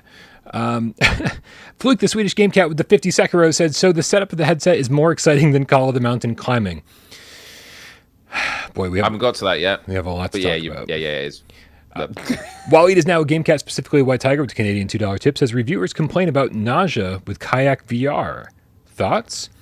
I mean, you don't get motion sick or VR sickness, whatever you want to call it, easily, Miles, right? There are certain games that has given it quite a lot, but yeah, rarely. But no, I didn't get it from Kayak. But I can imagine the bobbing around. But that would be a game. It's like play it sitting down, and see how you get on. But this is my advice for all games: is like we're entering a new era where there's going to be new, like the fidelity, the haptics. It's going to give you the best chance of experiencing games without nausea. Yeah. I don't know if that nausea is coming from like the Quest ports, you know, the Quest versions and stuff like that. And that's not me saying it to shit on Quest. I just mean that this is such a phenomenal piece of tech that hopefully it will deal with all those issues. But yeah, my advice always is if you start feeling a bit sick, just come out the game and come back to it. Don't try and push through it, because if it gets worse, then it's even harder to get out of that association with that particular game. I'm just fixing the chat, so I'm getting all caught up. Good. And then let's get one more tip. I forget how many we said we were going to read. Smoke 'em all up. Great name with the $5 tip says, all I want to know is Miles drinking wine? I am indeed. Birthday celebration, so why not have some red wine? Yeah. I'm going to throw one more in there. Dennis A with the $2 tip says, is cinematic mode in a theater or in the void? Which we do know it's in the void. Oh, it's in the void. Yeah. All right, it's fun to make. Oh, sure. and actually on that note, when I put the PSVR headset on just to do, I don't know if anyone saw on Twitter, but I did a nice GIF of me spinning in this chair. And as I've watched it now, I'm like, maybe it's just because I've had a few wines. I'm like, actually, no, it's pretty seamless. But when I put the PSVR headset on, I was like, holy shit, I remember whenever you look down, you could see the light from outside. Like, the PSVR2, you are in black. Like, they have nailed it. They have nailed it. You are just completely in darkness. The only thing I've realized so far, and it was on Call of the Mountain, and it was when I was like looking to the side, and my right eye then is looking into the side of like the split between the two eyes. Do you know what I mean? Mm-hmm. So I could see a black line there. That was the only time, but I think that was because I was being an idiot and should have maybe turned my head. And one more. Shonrakun with the 10 chieftain says, greetings from Switzerland, greetings from the US and the UK. All right, Myles, let's talk about Horizon. I'm so excited. Although I will say, we'll preface this. The review scores surprised me. I listened to a lot of reviews. I tried to kind of like look at some but not completely because I didn't want everything spoiled for me. I've stayed away from them, yeah. So I don't actually know what any of the scores are or anything like that. They're not great. They're not great. Are we talking about 7s and 8s? Talking about like I want to say 7, maybe 6. Wow. Again, I tried not to watch many of them, so maybe I'm just getting the wrong slice, from the wrong places. But yeah, it does seem like not great. So maybe I should. I mean, I'll be able to decide for myself once it gets here and I get to play it. But maybe not the Half-Life Alyx that I was hoping for. I was like, this has been in development for so long. This could be longer than we think it is. This could be bigger and better and whatever than we think it is. This could be, it's considering how long it's been in development and who's behind it. This could be our Half-Life Alyx. This could be the game that makes people go, holy crap, this is what I need PSVR2 for. And it doesn't sound like that's the case. However, you've had a chance to jump in. And of course, this is not a review, but what were your first impressions? My first impressions were on the boat at the beginning. Awesome. Look, I think it's going to be a great introduction for people that are new to VR. Like, that's definitely my thought. As someone who's a veteran VR player, my thoughts when on the boat was just give me a weapon so I can help out here. Kind of. Yeah, I'm very early in the game and I'm enjoying it. I'm intrigued. I don't know. I'm just approaching it with a very open mind at the moment. But look, it's a very beautiful game. I feel like, and having not read any of the reviews or anything, I feel like that, and sort of my approach to this game is, it's going to be a game where I go away going, it's not a game I'm going to come back to, but it's a solid game that really showcases PSVR 2, and it's definitely a game I would get. New people to VR to try out because it's just very easy to pick up. Some of my concerns with it from initial impressions, like the whole like moving mechanics of like having to use your hands to move and stuff, that I did have a concern with going into the game. Having played it, I actually really like it. Like, yeah, okay, joysticks, but it's actually I think the moving there's two ways that you can do the I think you can use the joysticks. I don't know, there's a second version that I have not used, but I thought I want to use the mode that they've done, and I actually really like it. Like, yeah. There were like things I've heard, potential concerns with the game, and I've not run into any of that so far. Like, I'm having a good time with it, but I'm very early on, and yeah, that's all I'm really going to say about it. Like, I don't really want to speak specifics about the intro because I think it will surprise you with some things, and some of you might get back to me once you've played it and go, Mo said, you said I was going to be surprised. I wasn't surprised. Explain yourself. And then, all right, super chat that next time, and we can talk about it. Because, Bryan, next time we do GameScast Live together, it's going to be out. It's true. Everyone in the chat here who's pre-ordered it is going to have their own views on this. It's true. How fucking exciting is that? Super exciting. And I really hope everything works out for launch day because, Wes and I have talked a little bit and if you and AJ can join us on launch day for GameScast Live and have everybody here, it would be amazing. And I just hope that AJ and I both get our headsets before then, even if it's earlier in the day. So we get to play for a couple hours before doing an all-out launch day extravaganza. I'm here and I early got it on it a couple of hours before the live show, and this is going all right. So if you get it a couple of hours before, let's hope you'll be just fine. Do you reckon this is going all right? Yeah, there's 1,500 people that are like, it's all right. It could have been better. You don't need a lot of time to get a sense of how impressive this is, and I don't want to tell anyone what the first game they should play is. But a part of me just feels that the kayak game, because when you load it up, you are literally in. There's no like major intro or anything. Like Call of the Mountain, there's a lot of setting up stuff, cool menus and things like that. And that's great. That's important. But it kind of like, okay, I'm sort of looking around and then it starts and it's like, okay, this looks amazing. Whereas the kayak one, you're literally in the swimming pool. And I just remember being like, holy shit. It's just, it happened so quickly. I was like, and it's just a game that you don't expect to blow you away. And it just, yeah.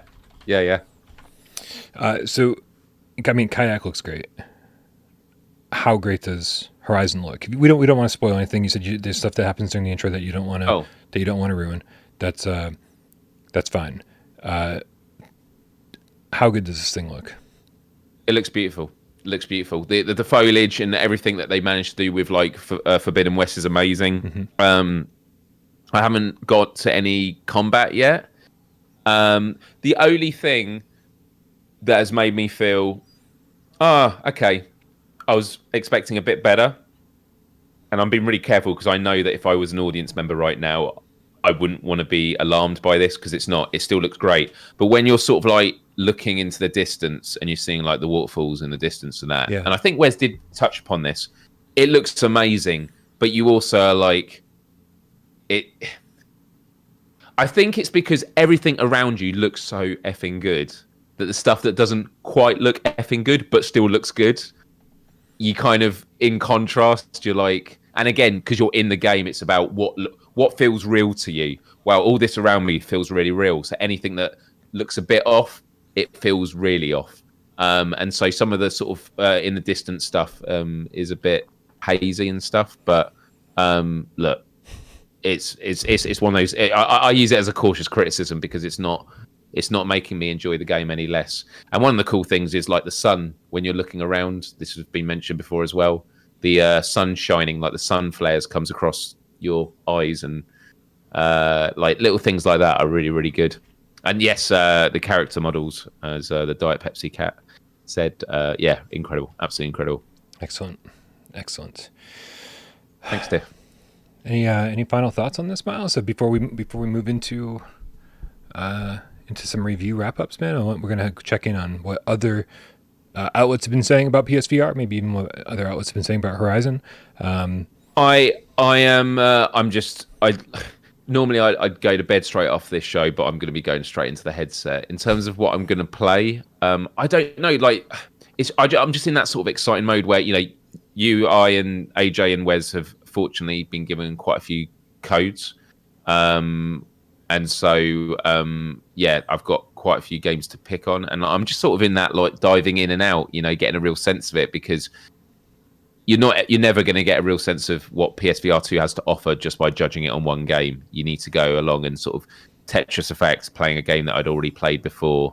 Kayak, indie team that looks amazing on the trailers, but how does it look in game? It looks fucking awesome in game as well.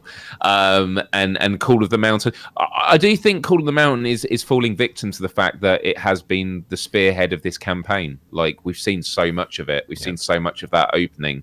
And I wonder what the reaction would have been if it not been a shadow drop, but just like they'd revealed less of it. But I understand why they've had to promote it as much as they have. Yeah. Dude, I'm very, very curious about this. And Pietrek F with the 12 plantain says, "Are you disappointed with the Horizon review scores? I can't say I'm disappointed, right? Because I haven't played it, and so like fuck what everyone else thinks. Like all we care about is what we think, right? And I'm not saying what we think, as in like me and Miles and Wes and AJ. I'm thinking about like what we think, as in like you as the community. What do you think when you play? That's all that really fucking matters. Like, reviews are just there to really help you and steer you in the right direction and say, is this game for you? Is this something that you need in your life, or isn't it? That said, I was really hoping that this game would blow everybody out of the water that put a VR headset on and said, oh man, there's so much to do. There's so much crafting and there's so much exploration and there's so much, and the action is really great and it gets bigger and better as the time goes on. But universally, everybody has said the same thing. There's just way too much fucking climbing in this game. It's like you'll do something small and then you'll climb a whole lot and your arms will get tired, and then like you'll do something else small and then you'll climb a whole lot, and it's like interesting. Yeah, and so I mean, it's called Call of the Mountain. We should have expected some climbing, but I do think that Climb of the mountain. Maybe they went Climb of the mountain. Yeah, a little overboard with it, maybe, but that's okay. Again, we will see what happens and we'll see how everybody feels about it once we get it in our hands in heads. Shirzad Khan City with the $5 tip says 3D playback isn't possible on PS5. What about using a movie file instead of a hard disk? I think Sony would love to be able to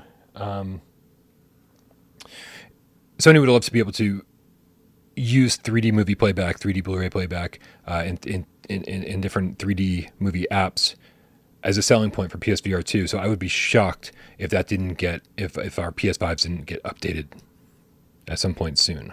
But that's on Sony, obviously. Big question. Tommy GB with the 20 quid says, UK represent! UK! Shout out for the big screen VR app when not gaming. Really hope we get big screen. That would be great. That would be. We're going to do 3 more. Dude, something that else has come to mind playing it today is there's loads of like games I can't wait to experience with this high fidelity, like Zenith, The Last City, and No Man's Sky. Just those are games that, man, I just can't wait. I just can't wait to experience it in just with that high fidelity. It's gonna be amazing. I just saw that super chat is broken. Oh. I'm sorry, dude. I just can't believe, like, after years, it was kind of like with PS5. Just when you knew it was so long. I remember when we were like, it's going to be out next year, PSVR2. Like, we are literally days away from it being launched for everyone, and this is just such an exciting time. There's only one GameScast live with AJ until launch. Like. That's amazing. I love that that's how we're quantifying things. There's only one more GamesCast until this thing is out. There's only, It's an official measurement, Brian. It official really measurement. Is. And I just want to say huge love to everyone who's been in the chat today. Like, obviously can't respond to everything. Yeah. The chat has been just incredible, and just really appreciate all the love and support. And we're only 41 likes away from 1,000. And I just refreshed my YouTube live stream page to hopefully clear out whatever problem it was, and it looks like fucking super chat is working again. So thank you guys for testing that out for me. That was a weird way to convince people to donate.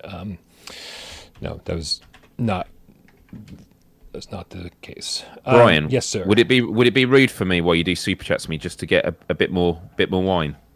Oh, not at all. Not at all. Here, you go do your thing. Meantime, and I'll put this here in the meantime. Oh yeah, okay.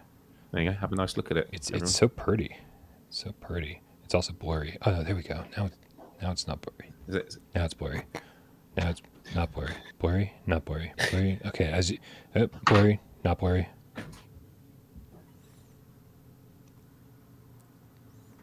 I just want to stare at it. Does anybody else just want to stare at it? I just want to stare at it. It looks really nice. All right. Yeah. While Miles can get some wine, while we read some super chats and get caught up. Robbie Slav with the 5 quid says, first time watching live. Love the show.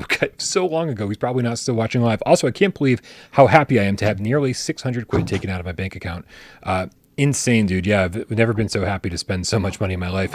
Danny Roebuck with the 1 quid. Oh, says nothing, but thank you very much for the donation. Sword with the 20 quid says, yes, lads. Longtime viewer as another PSVR loving UK musician with a birthday today. Happy birthday, Sword. I'm well happy for you, Miles. Never thought I'd be so happy to have this much money taken out of my account on my birthday. Love this channel. Thank you so much and happy birthday.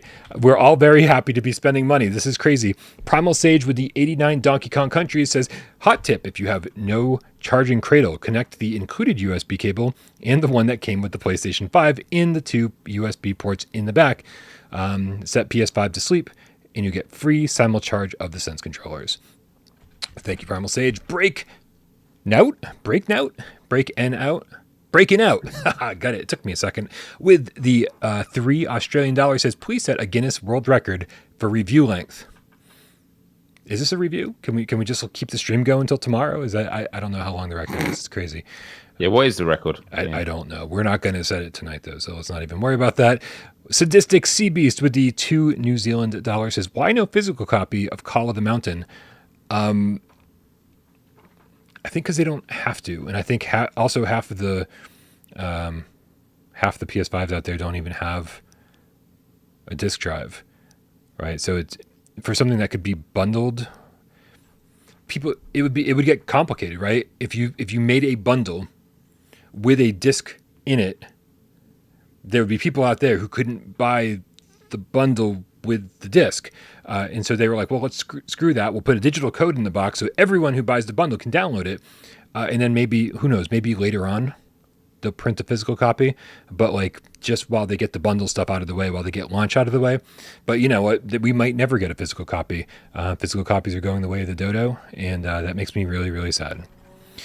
Sadistic Sea Beast with the 3 New Zealand dollars says, thank you for all these cool updates. Thank you for all the cool tips, you guys. Wonder Rob with the $5 tip says, Sony gods who sit atop a giant pile of golden bustable loot crates in Valhalla, hear my plea. I beseech thee, ship it. This is my solemn prayer. Glad I picked that up as I went. Neo Lit with the €2.50 says, Bryan, any new info about Pornhub VR? No.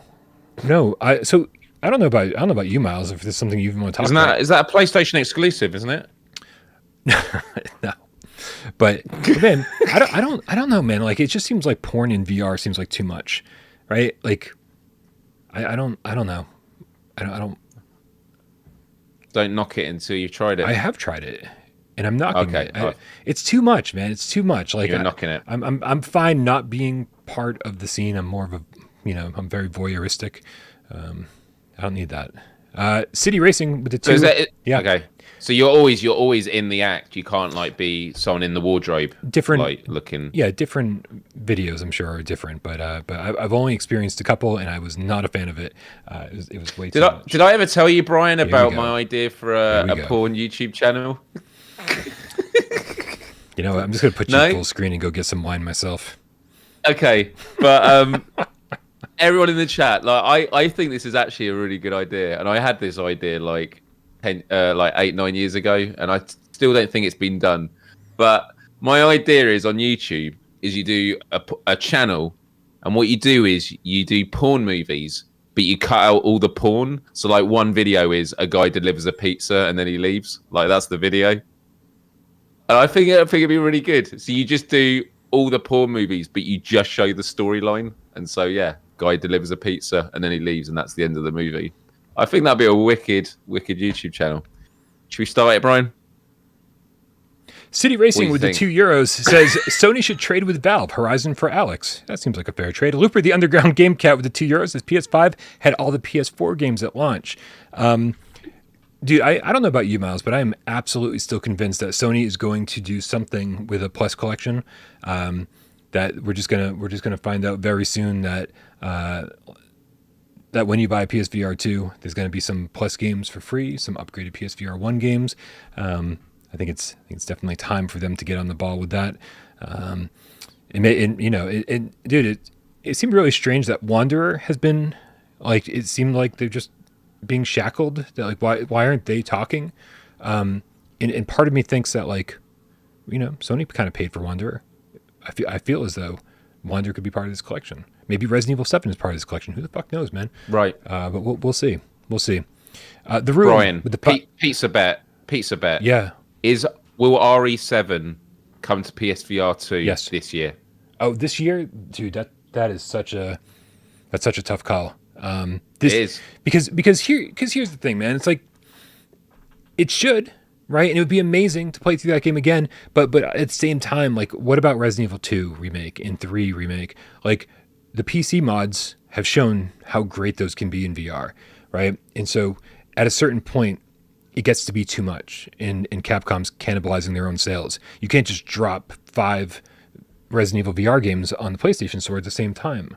Otherwise, people are going to pick and choose which ones they're going to buy and wait for like massive sales before they get the rest. But if you drop one, we got RE4. If you drop one every 6 to 8 months, that's a completely different story. And I do think that's why they got real quiet about RE4, right? They're like, just focus on Village, get everyone to buy Village, and then we'll talk about 4 later, right? And so, because when does RE4 come out? Like just the flat screen one? Like I think isn't it March? That's I was say it's super real soon. Yeah. But put it this way, Miles, on the PSVR 1. Right, we got Resident Evil 7, and we almost never, for the next 6 years, get anything better than that. How cool would it be is if we got 2 Resident Evil games every year, or 1 every 8 months, for the course of the entire PSVR 2 lifespan? We got RE2 remake, then RE3 remake, then RE4 remake, and then Resident Evil 7. Like, I mean, like you could fill a lot of time and be like, wow, Capcom's killing it. We're constantly getting these games from them. And I've been avoiding playing Remake 2 and Remake 3 for this exact reason, just in case. Yeah, they said that it was in development, didn't they, the VR component, but we've heard nothing else. As you say, they don't want to sort of muddy the waters there. So March 24th is when RE4 comes out. But, you know, again, it's one of those things of, I think after PSVR 2 launch, you know, people will have definitely by then got, you know, they've been doing this discount up to the launch, haven't they, for RE Village. So I kind of feel like once they've got over that, you know, they'll be tracking the sales, but they'll know that, you know, after like 3 or 4 weeks of PSVR 2 launch, they would have sold the bulk of, you know, those that are going to be buying it. Yeah. And then the people that are RE fans, they're going to buy all the games anyway. So yeah. Can I just show something quickly, Brian? This is something my cousin got me for my birthday, and I think it's really cool. It's this. It's a Thanos glove, but it's used as a bottle opener. Isn't that cool? Isn't that cool? Anyway, back on with the show. I'm fixing the chat. Fixing the chat. Don't mind me. Just gonna fix the chat real quick. All right. I don't know why it does this, man. But what else could I show you? I could here's some yellow post-it note. Oh my god, I'm so done with you. This is what happens when we leave Miles alone. Okay. The room with the $5 tip says, just checked my pre-order. I got the email that my PSVR 2 has shipped. Be here in time on my birthday for the 27th. Happy early birthday. The room. Tim O'Botter with the €2 says, congratulations, Miles. Congratulations, Miles. Josh What was the congratulations for, sorry? Getting a PSVR 2, I'm guessing. It's the headline of the thank you. headline of the show. And then Josh I forgot. That's why we're here, yeah. Josh Cutler with the $5 tip says, thank you for the PSVR 2 anticipation support group therapy. It does feel like that a little bit, doesn't it? Like, I mean, that, but again, this is what Discord is for too. If you're like, I just want to talk about PSVR 2, I can't contain my excitement, I can't contain my hype, just click the link in the description below and hang out with us all day long, every day. And yeah, you get your support group therapy whenever you need it, not just during GameScast. All right, man. It is time for us to go over to That's not it. Yep, there it is. GameSpot.com for their review roundup for PSVR 2. Very, very interesting, Miles. There's a lot of stuff here. This is by Darren Botjuez. I don't know what it is with all the people's names I can't pronounce. And think about it this way: Darren's had to live with that name his whole life. He must be real good at saying it by now, but I'm sure it took a little while. According to critics, Sony's new VR hardware is technically impressive, but its lack of killer apps make it a hard sell. PlayStation VR officially arrives in a few days, and ahead of the official rollout, reviews have gone live for Sony's new headset. A successor to the original PSVR, PSVR 2 combines a huge leap forward in technology while taking a few cues from the PlayStation 5 and its DualSense controller. So far, critics have been impressed with the elegant design in the headset and the powerful hardware inside of it. While PSVR 2 has some incredible tech to marvel at, there are a few caveats as well. As reviewers have noted, Horizon Call of the Mountain is doing most of the heavy lifting on the software side of the equation, while every other game rolling out to PSVR2 over the next month consists of titles that are currently available on other VR platforms. So again, Miles, as we already said earlier in the show, it's a little bit crazy that even this review roundup that we're looking at now is not mentioning, how important Resident Evil 8 and Gran Turismo 7 is to this equation. But that's because even though they go like, GT7's been out for a while now, this was built with PSVR in mind, right? And Ryan McCaffrey, like I just flag him up again and again. Just watch his IGN impressions of it. The guy can barely talk. Normally he can. I'm not saying he's like got some speech impediment or something like that. Like that'd be a really harsh review. Like very erudite guy, very fluent with his thoughts, but he was so blown away by it. He was just like, he kept on being like apologetic of like, I know this is going to sound cheesy, but I just felt like I was back in my DeLorean I had for 14 years and got rid of 6 years ago. It really says a lot. And so that's the other thing as well is like, yes, these reviewers have played PSVR. They've spent a lot of time with it. But a lot of these commentators are like, oh, yeah, from what I've seen so far, I think this and this and this. It's like, just play it first and then make up your own mind. And Ryan played an hour of GT7 and he had his mind absolutely blown. Yeah, really crazy. So let's see here. I'm going to make sure that we have everything on screen as we go. And let's continue on with the article. Let's see. Okay, so they actually start with GameSpot's review and quote it by saying, the PSVR 2 is undoubtedly a major step forward for PlayStation's virtual reality ambitions and one of the best headsets on the market, which is important to note, Miles. It's one of the best headsets on the market, and it is for a console. I don't want to oversell this, but it's easier to optimize on a console than it is for PC gaming because you are optimizing for one specific set of specs. And so You're talking about the best headset on the market with one of the most powerful consoles out there. It's a console that was built with VR in mind. It's like, I feel like I'm overselling this a little bit, but I don't think we should, right? When people say, oh, this game looks really fucking good, don't forget that in a couple years, as people really come to terms with this technology, that things are going to look even better without the need to upgrade our PlayStation 5 or our PSVR 2 headset. It's on the developer side, they're going to come up with little tricks here and there to get even more out of this thing. I was talking to a developer recently that was like, yeah, I don't think you're really going to see what PSVR 2 is capable of really until 2026. And that's going to blow you away. And Insomniac Games said when Spider-Man came out with the PS5, we've barely, juiced everything that can come out of this console. But absolutely, when you're making VR for PCs have all sorts of specs. People have all sorts of build. When it comes to a console, it's like, here are the specs. You can now create hardware and software that is made for that specifically. And it's why that consoles are the most efficient way of creating great quality games, because everyone is using the same machine. So you build it for that specific architecture. Exactly. But that's not, and that doesn't take away from the fact that, yeah, I'd love to have a PC gaming system and stuff like that. But you know what? I like having a console that I know any game I buy for it is going to run in a way that has been tested and everyone knows how it's going to perform.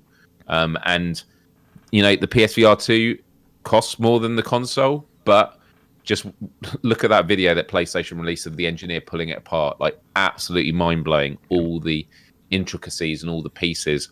When you've got two bits of hardware that are bouncing off each other and have been optimized for each other. Just look at The Last of Us Part 2. That was at the end of the PS4 cycle. That looked like a PS5 game. We always see that as the years go on, there are things that are achieved that you would never have thought were possible. And you're going to have an amazing time with PSVR 2 at launch, but my goodness, it's only going to get better. My apologies to anyone who's tipped and not heard their tip being read yet. Outrageous. There are shitloads of them, and I'm copying and pasting them, and I'm sorry if I read it and you missed it, or if it just hasn't been read yet, I apologize. But we'll get to them all, I promise. We've hit 1,000 likes, by the way. Amazing. Mind blowing. Very amazing. But let's get back to this. So GameSpot says, I hope that Sony and its partners start thinking outside the box a bit more when it comes to the games and commit to supporting the platform long term in meaningful ways. In a meaningful way, the excellent hardware deserves as much. If they do, the future of PSVR2 will be exciting. But for now, that excitement is built on the same thing VR has always enticed hopefuls with: potential. Excuse me. Excuse you. All right, I think I'm good. It's interesting. It's interesting that they say, hey, this thing is being sold on potential, but it's not, the weird thing we keep hearing about VR is, oh, it's cool, but it's not there yet. It's cool, but it's not there yet. And I think for the first time, I think anybody who cares about VR is going to put this thing on and say, oh, it's there. It's finally there, right? Because games have the potential to look as good as PlayStation 5 flat screen games. So, moving along. IGN gave it a 9 out of 10 and said, with the top-notch visual quality and immersively tactile sense controllers, PlayStation VR2 represents a quantum leap over its predecessor, setting a new standard for console VR gaming. I mean, you can't get much better than that, Miles, can you? I loved it. Yep. Loved it. VGC says, with a 4 out of 5, says PSVR 2 is an amazing headset, but whether it's worth it to the average PlayStation 5 user is yet to be seen, as despite the amazing technology, the software so far isn't enough to convince most to run out and buy one. It's a weird thing. Okay, I feel like maybe I'm getting nitpicky, but a review is supposed to be your opinion of.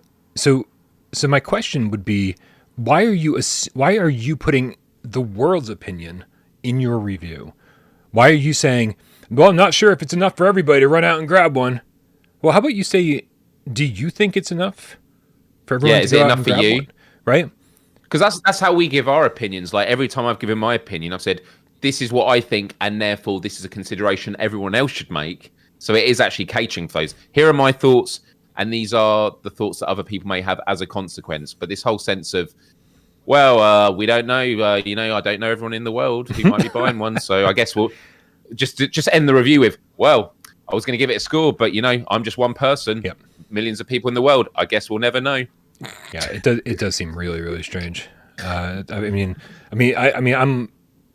guess I'm a reviewer, and I just wouldn't review things that way. But hey, to each their own, right? Whatever. Game Informer said, PlayStation VR2 is the next logical step for the sub-platform. It works with Sony's latest hardware. It improves on basically every aspect of PSVR1, but it's not quite the virtual reality revolution I feel like we've been waiting for since the advent of the medium.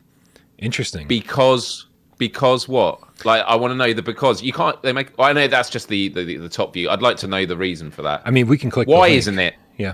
Yeah. Why? It's always the way, isn't it? It's like, but why is it not? Why is it not? The setup, the eye tracking, the pass-through camera, the headset, the headphones, the sense controllers, the visuals. Okay, so I mean, I'm by all means not going to read this entire article, but he's not super impressed with the graphics.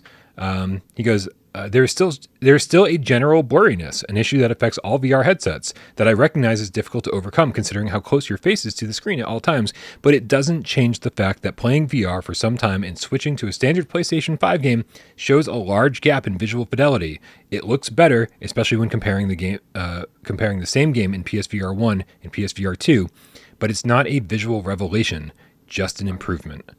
And so, okay, and yeah, I'd accept that. Like that, it is what I was saying earlier about like people have different expectations, and it's how it's benchmarked. So yeah, the fidelity isn't as good as playing on a flat screen game, because on a flat screen game, a PS5 has to. And look, any devs in the chat are gonna hold me out if I'm completely wrong with this. But when you're making a PS5 game, you're making one image. For PSVR 2, you're making two images, one for each eye. So by its very nature, you're not using half the processing for each eye, but you are limited by a factor. So yes, by its very nature, it's never going to be as high fidelity as a TV screen. Also by the fact that you've got the screen here. Like, considering the screen is right there, it's incredible how high the fidelity is. So yes, I want higher fidelity for PSVR 3, but we're not there, and I'm really happy with what it is now. It makes me wonder. Just fire up the Kayak game and just tell me what you think when you see it. It makes me wonder what certain people need to be happy. Like, is this guy just? And again, it seems it probably sounds, Miles, like I'm just shitting on anybody who is saying anything negative about PSVR2, and I want to be really clear that that's not it at all. But the fact is that, like, you know, I've certainly played. I've used my Quest 2 on PC VR, right? And I've been really, really happy with the image that gives me. You know, I'm able to play PC VR with pretty much the highest level specs. Played Hubris, and I was like, this looks fucking beautiful, right? It seems like some people are just looking for things to complain about. I'm like, I can't imagine. And PSVR 2 is going to look better than even my Quest 2 on my PC at highest settings.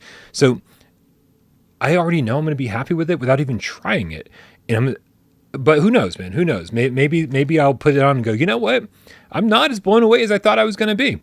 So there is a possibility here. This feels just very strange to me. This feels very strange to me. Like, how come we're not at PS3 or PSVR 3 yet? Is what that last comment felt like. How come we're not 10 years from now yet? Like, did they play the PlayStation 2 back in the day and go, how come this isn't running at a higher resolution? It's like, because this is the next step. It's like, we're going to get there. We're going to get to the place where everybody's happy. But yeah. The best thing you can do is compare it to everything that's run before. You can't compare it from a future that hasn't existed yet. And that is because of the fact that, and this is why I am optimistic about humanity as a whole, and not to get too like big picture, but we live in a world now where technology is advancing at such a fast rate. It's no longer a question of if, but when. And that's a really exciting time to live in, because it means that anything is possible, and we're willing to assume that, you know, anything is worth giving a go. The flip side of it is we now have reviewers looking at technology going, it's not as good as it could be. But it's like, but tell me another headset that looks better than this with first-party games. Yeah. I'm not saying there isn't. I'm just saying, show me. If your point is it's not as good as I want it to be, then, yeah, I want a car that can fly. My car can't fly. But, you know, it's not something I can really put in a review. Yeah. That's going to be taken seriously. I can't. I just can't wait, Miles, until I get to put this thing on my head and like actually, because again, right now it just sounds like I'm, you know, old man yelling at clouds. But once I just want my own opinion on this, and it makes me real sad that I can't respond with my own experience yet. Xavier with the €2 says, great content and friends. Happy birthday, Miles. You got cold yogurt with the $2 tip, says Miles. How's the ventilation? Any breeze in there? I wouldn't say there's a breeze, and I haven't. Like, I think I'm going to know once I play a game that requires a lot of movement and, like, you know, break a sweat in it, like Beat Saber or something like that. Whenever we find out that's going to be launched, but the whole thing I said about it being like completely blacked out, it feels airy. Like, I don't know, it doesn't feel like I don't know, it's comfortable. It's just really comfortable. Like, I've played it for maybe an hour and 20 and it felt good. Sounds like maybe we won't really know the extent of that ventilation system until we spend hours in Beat Saber, hours in Box VR, hours in Pistol Whip, hours in these games that like traditionally have made us sweat pretty hard. We'll see if it's a better feeling than the last gen. Jazzbo VR with the $5 tip says, order has been shipped as of 7:02 from Chattanooga, Tennessee. Dude, I lived in Chattanooga for like a year or two. It was fun. It was a lot of fun. Genetic Blasphemy with the $2 tip says, tornado cam? Oh, and then he sends another tip with the $5 tip, says, I think my tip got lost. Sorry, Genetic Blasphemy, for taking so long to read it. Congrats on 1,000K likes. And also celebrate with Tornado Cam. So here, we're back over here, and I do have to say that Tornado Cam is always at the ready, but you cannot tell a cat where to be ever, and she is not here, and I have no idea where she is, so I apologize for that. Tech Noir. Man, I love this community. So I just had to say that. Tech Noir with the 2 quid says, Tony took my money. I'm bankrupt and so happy. We're all bankrupt. Best way of being bankrupt. Yeah. G-Hole. You could have a failing business, or you could have PSVR 2. I have both. G-Hole with a 2 quid says, "Hi Miles, what IEMs?" You might have to Google this because I don't know what it means. What IEMs do you recommend for PSVR 2? Vanilla and chocolate. IEM meaning. It's headphones, in-ear monitors. Devices used by musicians, audio engineers, audio files to listen to music, blah, blah, blah. I knew that. So it's like earbuds, basically, right? Well, I probably will use the ones that I've got. So these I actually got off Amazon, and I actually used these when I was on tour with my band. You can obviously get ones that are molded, but these were ones that I got off Amazon that were like, they were like $40. Wait, where is it going to go into focus? I mean, they're so small, they're not going to go into focus. There you go. And they're comfortable. They're actually called KZ's ZS10 Pros. Yeah, I mean, look, the in-ear ones that they come with are okay. I'm not really someone that knows a lot about in-ear monitors. Do you know what? I'll type the model number in the chat if you want to check them out on Amazon. But I've used these on tour when playing music, and then I've also used them for live streaming and stuff like that, and they're comfortable and they do the trick. So yeah. Cool. Like the best answer I can give. Yeah, I mean, for most of the PSVR 1 lifespan, I'd use the headphones that came with it. Like they sound shockingly good on the PSVR 1 ones anyway. So that will very likely be the ones that I use for a good portion of the time that I play PSVR 2, unless I decide to just like pick up a Pulse headset, unless it all depends also on how I have to stream these games, because usually streaming means wearing 2 headsets at once, which is not comfortable, but you got to do it. G-Hole sends us 2 quid. No comment. G-Hole. Thank you. Dragon's Eye 76 with $2 tip says, Meta smear campaign? Thoughts? I mean, listen, I don't want to get too conspiracy theory here. I'm definitely a huge conspiracy theorist. I love anything that might not sound like what the message that's out there. And I do think it does seem like something's up. It always seems like something's up. How every single PSVR 2 review says, "Oh, it doesn't compare to the Quest 2 library." And I'm like, all right. So this headset that's been out for years, you're saying the launch lineup isn't as good as a headset that's been out for years. It just seems very strange, man. The whole thing seems very strange. But I don't want to get up here again and just be like, Meta's fucking making reviewers live for money. I don't fucking know shit, dude. I don't know shit. It just seems pretty suspect is all I'm gonna say. I agree. Hookedworm17, the hashtag GameCat with the $5 tip says, Bryan, call off your schedule next week. Live stream every game you play because this community wants to witness your love for the new tech. Congrats. Boy, do I wish that I had an answer for you on that one. I got to get work done. I got to get some videos out there for launch. I'm going to do a lot of live streaming. I'm going to do a lot of live streaming for sure. So stay tuned. I haven't live streamed a game in a while. Yeah. Shen Miaozo with the 20 quid says, see you all in C Smash. That does seem to be our Spark game, Miles. Our workout game for the time being. C Smash looks pretty good. Yep. Where are we at, man? We got to get back to this. That's not it. That's it. All right, cool. Thank you for all the tips, everyone. Incredibly kind. Yeah, thank you very much. You guys are paying for pizza tonight, that's for sure, and probably tomorrow night. All right, man. So where were we at? Where did we leave off with this? So that was Game Informer. CNET was the next one. But I do know right now that PSVR 2 is my favorite dedicated VR gaming hardware, even with its tethered cable. I still think that Quest 2 offers more value and freedom of movement for the price, but the PSVR 2 shows glimpses of how good the future can be. Playing games on the PSVR 2 doesn't feel like VR. It often feels like a PS5 game has leapt out and surrounded me. Wow. That's awesome. And I like that. And that is the truth. Like, we just got to be honest. Like, if you value being tetherless more, then Oculus is, or Meta Quest is for you. But if you want high quality, like high fidelity, I still can't believe how little the cable I notice. Now that might change when I play games like Beat Saber, where I'm flailing my arms around a lot more. But even then, the fact I'm not having to face the TV makes a huge difference, because I can have the cable go down my back and towards the TV, and I'm flailing my arms this way. Whereas normally, and look, there are ways of, like, you know, having the camera set different to a different direction to your console, but it was never going to be very likely because of the length of it. So you're always going to be facing where the console is. So where the breakout box and things like that. I still can't believe how it's just one cable that goes into the PS5. It's insane. It's amazing. Amazing. And that brings us to The Verge. Now, if you follow me on Twitter at Parole PSVR, I posted The Verge's thumbnail today, which is just a woman playing PSVR2 who is completely and totally tangled up in wires. I love that image. It's awesome. I love the image. As a review image, it's fucking ridiculous.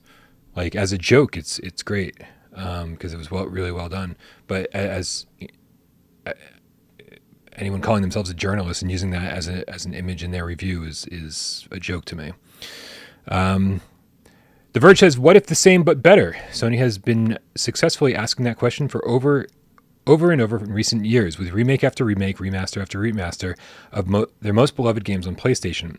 Now it's rebooted its entire virtual reality platform, bringing some of the same gamers back at 4 times the resolution, with competitive controllers, room scale tracking, and new features that developers will hopefully embrace, like eye tracking and finger detection, advanced haptic feedback, and adaptive triggers. Again, another review that's most definitely pointing at the potential of VR. And they're not wrong, man. They're not wrong, right? Like, I think when PSVR 1 launched, I was like, oh man, I can't wait for every game I've ever loved to be in VR. And that just didn't happen. Not even to a small degree. And, you know, I was like, oh, I can't wait for future games. I embraced the hybrid model long before PSVR 2 rolled around, and even Sony hasn't revealed the hybrid model yet. They're obviously putting a ton of money behind Resident Evil Village, which is most definitely a hybrid game, but they haven't publicly talked about hybrid games. Another reason they're probably pissed at me. It's like, so I think we're getting really, really close to people seeing the potential for PSVR 2. And when Sony talks about the hybrid model and how all of these amazing flat screen PS5 games are going to be able to be brought into VR, first person, with VRAF mechanics, I think it's going to go a real long way to showing people what next gen VR is all about. They just haven't done that yet. They've been oddly quiet about PSVR 2. They've been oddly quiet about PS5. They haven't done a showcase or a good state of play in a while. It's time. It's definitely time. Yep, absolutely, Brian. Absolutely. And speaking of time, Xavier in the chat says 4 days, guys. How is this possible? And just remembering the times when it was like, oh, it's going to be a year and a half from now, a year from now, and within grasp, because. Yeah, and I know I'm saying that as Sony's got it behind me and I get to play it after the show and stuff. But ultimately, I'm really excited when you all get it, because I can't wait to hear your thoughts about it and, like, what are the things that you found that I haven't. But also, us getting to play multiplayer together, like, that's the thing I'm most looking forward to. Like, GT7, that is going to be amazing. Like, Zenith. When I first played Zenith, I remember, like, there was a load of game cats. We were on a mission, and there was maybe, like, 15 of us. And we were all in a line, like in an Avengers movie, you know, just all getting lined up. And then all the enemies were running over the hill. And we were just like in a line, holding strong, fighting them all. Like, to do it with this new fidelity and all the haptics and stuff, man, it's going to be so good. I just got tagged in the chat. Any lens reflection issues? None. I'm just scrolling through you're good. lots of tips. I just want to make sure we didn't miss any, because that was a lot of tips.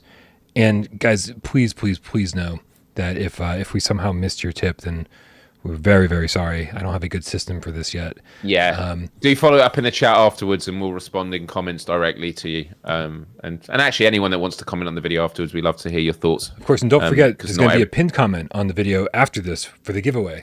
So make sure you you come back after the show.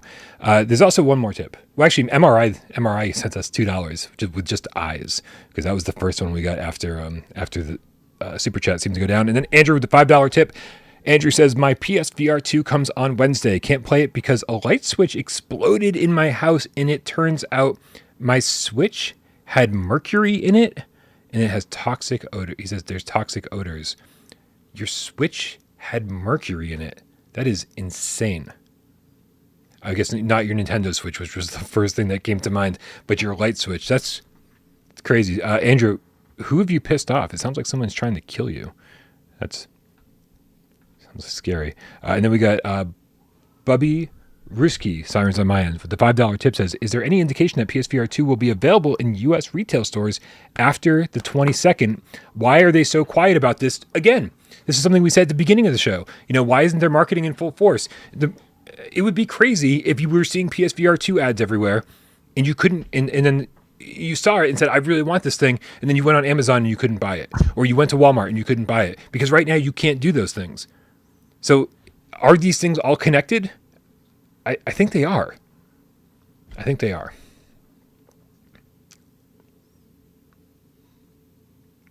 Hey, Miles. Hey, Brian. You want to play 20 questions? Sure. You got a game picked out? Nope, but I can... Yeah, all right, I've got one. Okay.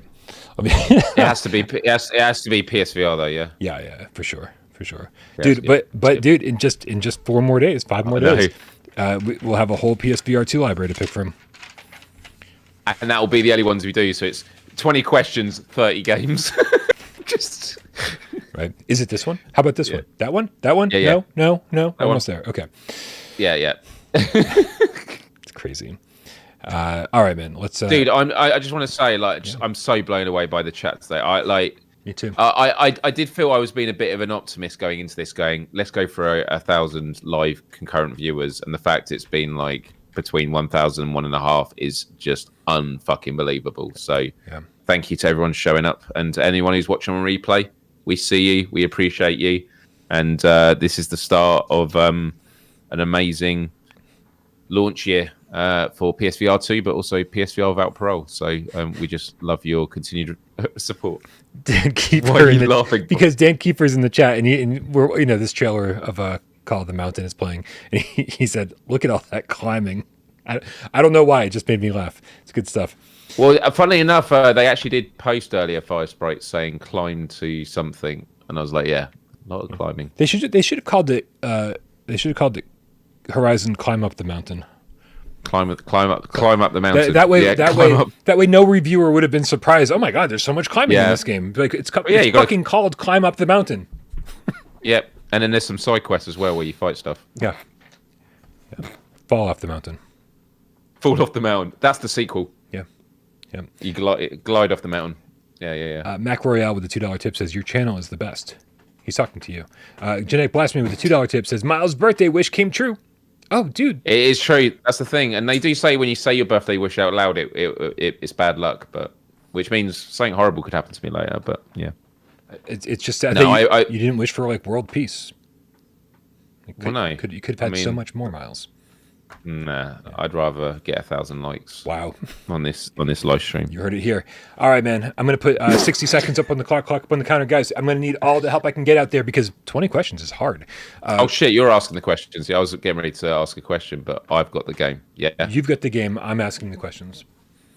All right. He's had too much wine. Give him a break. To be honest, I don't drink a lot these days, and this has definitely gone to my head, but I think I've been keeping it together all right. At least I got said all my PSVR 2 thoughts. PSVR 2, is it good playing drunk? Should you be kayaking when drunk, Brian? Is kayaking drunk a bad idea? Dude, I've been sober the entire time since VR came out. Ever since I've never played VR drunk. I've played VR on high, on weed, obviously. I've also played it on mushrooms, which is very interesting. But what's the best PSVR game to play high? Oh, dude, Resident Evil 7.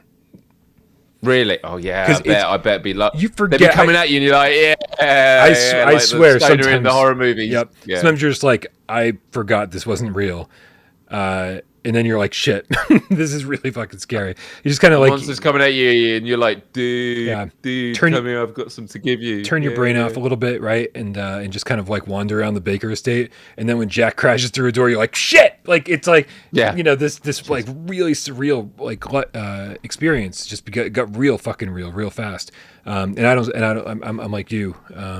I mean, like I said, I haven't drank in like 10 years. August 1st will be 10 years. Wow. But I only smoke like a couple times a year. Like, I mean, because I'm too busy. And if I smoke pot, like I'm not productive. I get the munchies and I just want to watch TV and snuggle with a pillow. Like I get very, very reclusive and don't want to do stuff. I just want to hide under the covers and watch movies and eat popcorn. Yeah. So I don't do it very often. MRI Gamer with the $2 tip says, Miles, your pinky is not straight enough. My what? Your pinky, when you're drinking the wine, you have pinky straight out. Oh yeah, it's not so. Yeah. Is that from SpongeBob? I don't know. Because I know that Patrick's always hold your pinky up. I don't actually know where it originates from.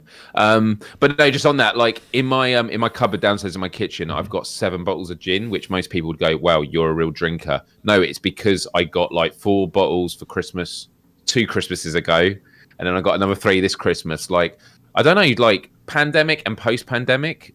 I was never a huge drinker, but I just drink a lot less now, and I feel better for it. I do enjoy red wine, but it's always a big commitment for me because I live by myself. It's like if you open a bottle and you just want a glass, well, now you've got to drink the rest of the bottle over the next couple of days, really. So, and it's my birthday, so I thought, why the fuck not? But yeah, right. We ready for this, Brian? 20 questions. We will be ready after I read the Fenner's tip. The Fenner PSVR2 with the $2 tip says, since station shipped, PSVR2 ships next. It's happening, you guys. PSVR2s are starting to get on their way to us. Amazing. And I'm really excited. And although we'll mention this at the end of the show, everyone watching right now, go to Discord and join Discord if you haven't already. I'll be in the Discord chat afterwards and happy to answer any further questions that people have about PSVR2. Yeah. So, I want to say something real quick about Discord in the voice chat and everything. There's a Patreon voice chat on Discord. And that's just generally where I hang out, right? Like it sort of keeps the riffraff away, right? Like if there's like annoying people who've stumbled into the Discord and they just want to cause problems, like they'll come in there and scream and stuff. Being in Patreon Discord kind of like minimizes that a little bit, and that's because especially since I'm like there all day, the last thing I want to do is like have to moderate the place I'm hanging out in. If you're ever on Discord and you're like, hey Brian, I would love to chat with you. And you see me hanging out in the Patreon Discord, we have a public voice chat. And so just, let me know that you're like there and that you want to hang out. And like, we very frequently, we all move from the Patreon voice chat all the way to the public voice chat just because there's somebody hanging out there by themselves or because, we just want to like make sure that we are all accessible to whoever wants to hang out. So, I don't want it to look like this walled garden sometimes, because I'm sure that it can frequently look like that, but that's really not what we're doing. I'm just like working and trying to get shit done. And sometimes I just don't think about what it might look like from the outside. That's really well said, Brian. And like, that's the thing is, although we are a VR community, PSVR community first, we are just a community of people that like to hang out and look out for each other. And it's one of the appeals for this channel. When I first engage with it is like with my own channel and stuff I do, it's always about just looking out for people. And if this was just a PSVR channel, I would probably find it not that engaging. But like there's a really good vibe to it, not just with Brian, Wes and AJ and like the love they give with this community, but also with the community itself. It's very self-sustaining in the sense that everyone's always looking out for each other. Mm-hmm. Everyone's always trying to help out the ways they can, and it's just absolutely amazing. So become a part of it if you haven't already. If you're new today, welcome. Do join the Discord. Do subscribe. Ring the notification bell because this show is 3 days a week: Monday, Wednesdays, and Fridays. And we're about to embark on some really fucking amazing journey with the launch of this new headset. Dale, still can't believe it's here. Dale Liam Burney in the chat says, too nervous to talk, but love the Discord. So one of our good friends that hangs out in Discord with us a lot is you might see her hanging out, Kawa. When she first came in there, hopefully she's asleep by now, so she doesn't know I'm putting her on the spot. But for the first for real week, maybe 2 weeks or 3 weeks, maybe first month, that she would come into voice chat. She'd be on mute because she's just there to listen, hang out. And we absolutely encourage that. If you just want to come and hang out and but you're like nervous to talk because it's a bunch of strangers, that's totally fine. Just come hang out. And you can keep your mic on mute and just listen while you're going about your workday as well. It's whatever you want to do. We're very fucking laid back, if you haven't figured that out already. And it is the same with the live shows as well, isn't it, Brian? I know you always mention it at the end about the people that just, some people just watch this on their TV and say they haven't got the chat at their fingertips. And it's like, we see them as well. Like, not literally, that'd be a bit creepy. But like, if you're people that just tune in and you're listening to this in the background or listening to this on a podcast afterwards, we love you. Like, everyone is a part of what makes, is the energy that fuels this show. Kawa's in the chat. She says she's still here. Kawa's awesome. I hope we embarrassed you. We got her to play Fortnite, and now she's like the biggest Fortnite player in our group. All right, Miles, talk about Fortnite. Let's do this, man, because this show has to end eventually. My butt kind of hurts from sitting here so long, so I can't wait to move from this chair to my racing rig chair and play. I was going to say, you need a racing chair because they're really comfy, aren't they? They're okay, man, but like after sitting in this, like I need a new office chair. There's like no padding left under here. I've gained some weight over the last years, and I think I've just kind of crushed the padding. So anyway, let's do this because we need to move on. I can't believe there's still like 1,000 people hanging out with us. So you guys are the loyalists of the loyal for sure. Love you. Or they're the ones with insomnia, one or the other. Absolutely going to put some time, 6 minutes up on the clock up on the counter. Guys, I need all the help I can get from you guys. Miles is going to think of a PSVR 1 game, PSVR 1, for one of the last times ever. And we have 20 yes or no questions to figure out what game it is. Please, I need all the help I can get in the chat. On your mark, get Des. Go. Miles, did we mention this game during today's show? No. Whoa, that excludes a lot. Is this game... Shit, did we? I don't think we did, no. Yeah. Has this game been confirmed for a PSVR 2 upgrade? Or rumored for a PSVR 2 upgrade? Let's say that. Rumored or confirmed? Oh, man. There's a full list on our Discord. You can just you have resources. No, it's how I answer this is going to give the game away. I'm going to say yes too. Okay. Yeah, I mean you don't have to go into specifics. Yeah. Yeah. Was this a game that's ever been in our top 25 list? On yes. Oh, 3. Okay. Is it a puzzle game? No. Okay. I was definitely thinking a Wanderer. Matster Game Catster in the chat is wondering, is it multiplayer? Yes, 4.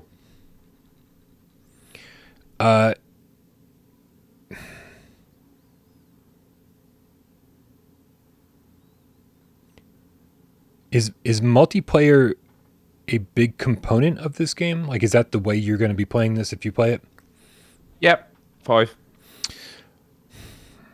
Would you call this game massively multiplayer? Yep, 6. Oh, wait. When you say that, do you mean like an MMO? Mm-hmm. Oh, no. 6. You motherfucker. I thought you were just emphasizing the previous question. Sorry, my bad. And by the way, I can't wait for Walkabout. Okay, so it's not Zenith. Okay, because that's definitely where I was going with that. It is not Zenith, Brian. Sorry, you already allowed one game guess. So yeah. Sorry, dude.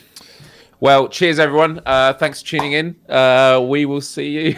You're AJing the fuck out of this right now. Is this I've given you quick answers before. Is this team based? It is indeed. Okay. 7. Can you use the aim controller? Yes, you can. That's 8.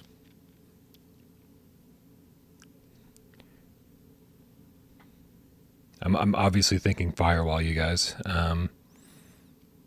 Let's just make sure we narrow it down. I mean, I guess the big question would be: was this developed by First Contact Entertainment? Yeah, it was. That's 9. Just want to make sure we eliminate Solaris here real quick. Could this be considered an esport? I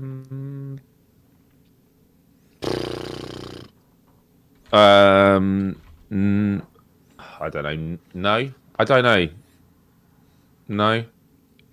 No, I don't think so. Okay, let me just say this because you're driving me up the fucking wall right now. Does this game have a spiritual successor or an upgrade, sort of a sequel announced for PSVR2? Yeah, it does. Yeah, it does, Ryan. 11. That's 11. Could this potentially be Firewall 0 Hour? Yeah, it could potentially be that. I mean, it could potentially be any game that's on the PSVR. So done with you. That's 12. The only reason I'm not yelling at you right now is because it's your birthday. So it's not my birthday here anymore. So I mean, but it is there, here. So I guess it is here. Yeah, So true. That's true. As long as it's your birthday here, I'm not going to yell at you. I appreciate that, Brian. No promises. Because honestly, guys, if you saw the pre-production meetings we had, you'd be calling the police. It's horrible. I'm really difficult to work with. I've gone through so many boxes of tissues because the tears. Yeah. The tears of just the abuse and that. But it's really bad. It's why I'm so complimentary of Brian on the show, because he says, I expect at least 7 compliments per episode. Yeah. It's true. It's a part of the contract. All right. So yeah, that was 12. That was 12 questions, Brian. Are you going to go for it? It is Firewall, Brian. And Mikey Pounds in the chat was the first person I saw who mentioned it. So well done to Mikey as well. Very nice. All right, man. We got to get out of here because it's getting late. I want to thank everybody for hanging out. I want to thank everybody who helps this channel. I'm really sorry the chat keeps disappearing. Hopefully, that seems like a YouTube problem. Hopefully, YouTube will fix that at some point. Thank you, everybody who helps this channel run. Thank you to all the moderators. We love you so very much. And thanks to Josh, by the way, who again, it's his birthday and he's running a giveaway. Make sure you come back to the video after all is said and done and respond to the comment that I'm going to pin if you want to be part of the giveaway. Thank you to Sci-Fi Game Cat Henry, who puts this up, that's great, man. This is what people wanted the whole time. And now you're doing it. Now you're going to do it. It's very, very But now I can't. But I can't see shit. Perfect. Yeah, because it's not plugged in, so pass-through isn't an option right now. Sci-Fi Game Cat Henry, who puts timestamps into this thing after it's all said and done. Jade Meow, who puts this up on podcast services of your choice. Yeah, that includes Spotify. Make it nice and easy. Go listen to this thing when you have some spare time. Also, everyone who supports us on patreon.com/withoutparolgames. Thank you to everybody who helped during the show. Everyone who tipped and bought me pizza this evening. And also everyone who sat back and watch the show and didn't say a goddamn word. We know you're out there. And we love you just as much. Ready to get out of here, Miles? Yep, I definitely am. And guys, 4 days, and we're all going to get to enjoy it together. Much love to you. This was only possible because of the community. Fucking love you. Good night, everybody. No.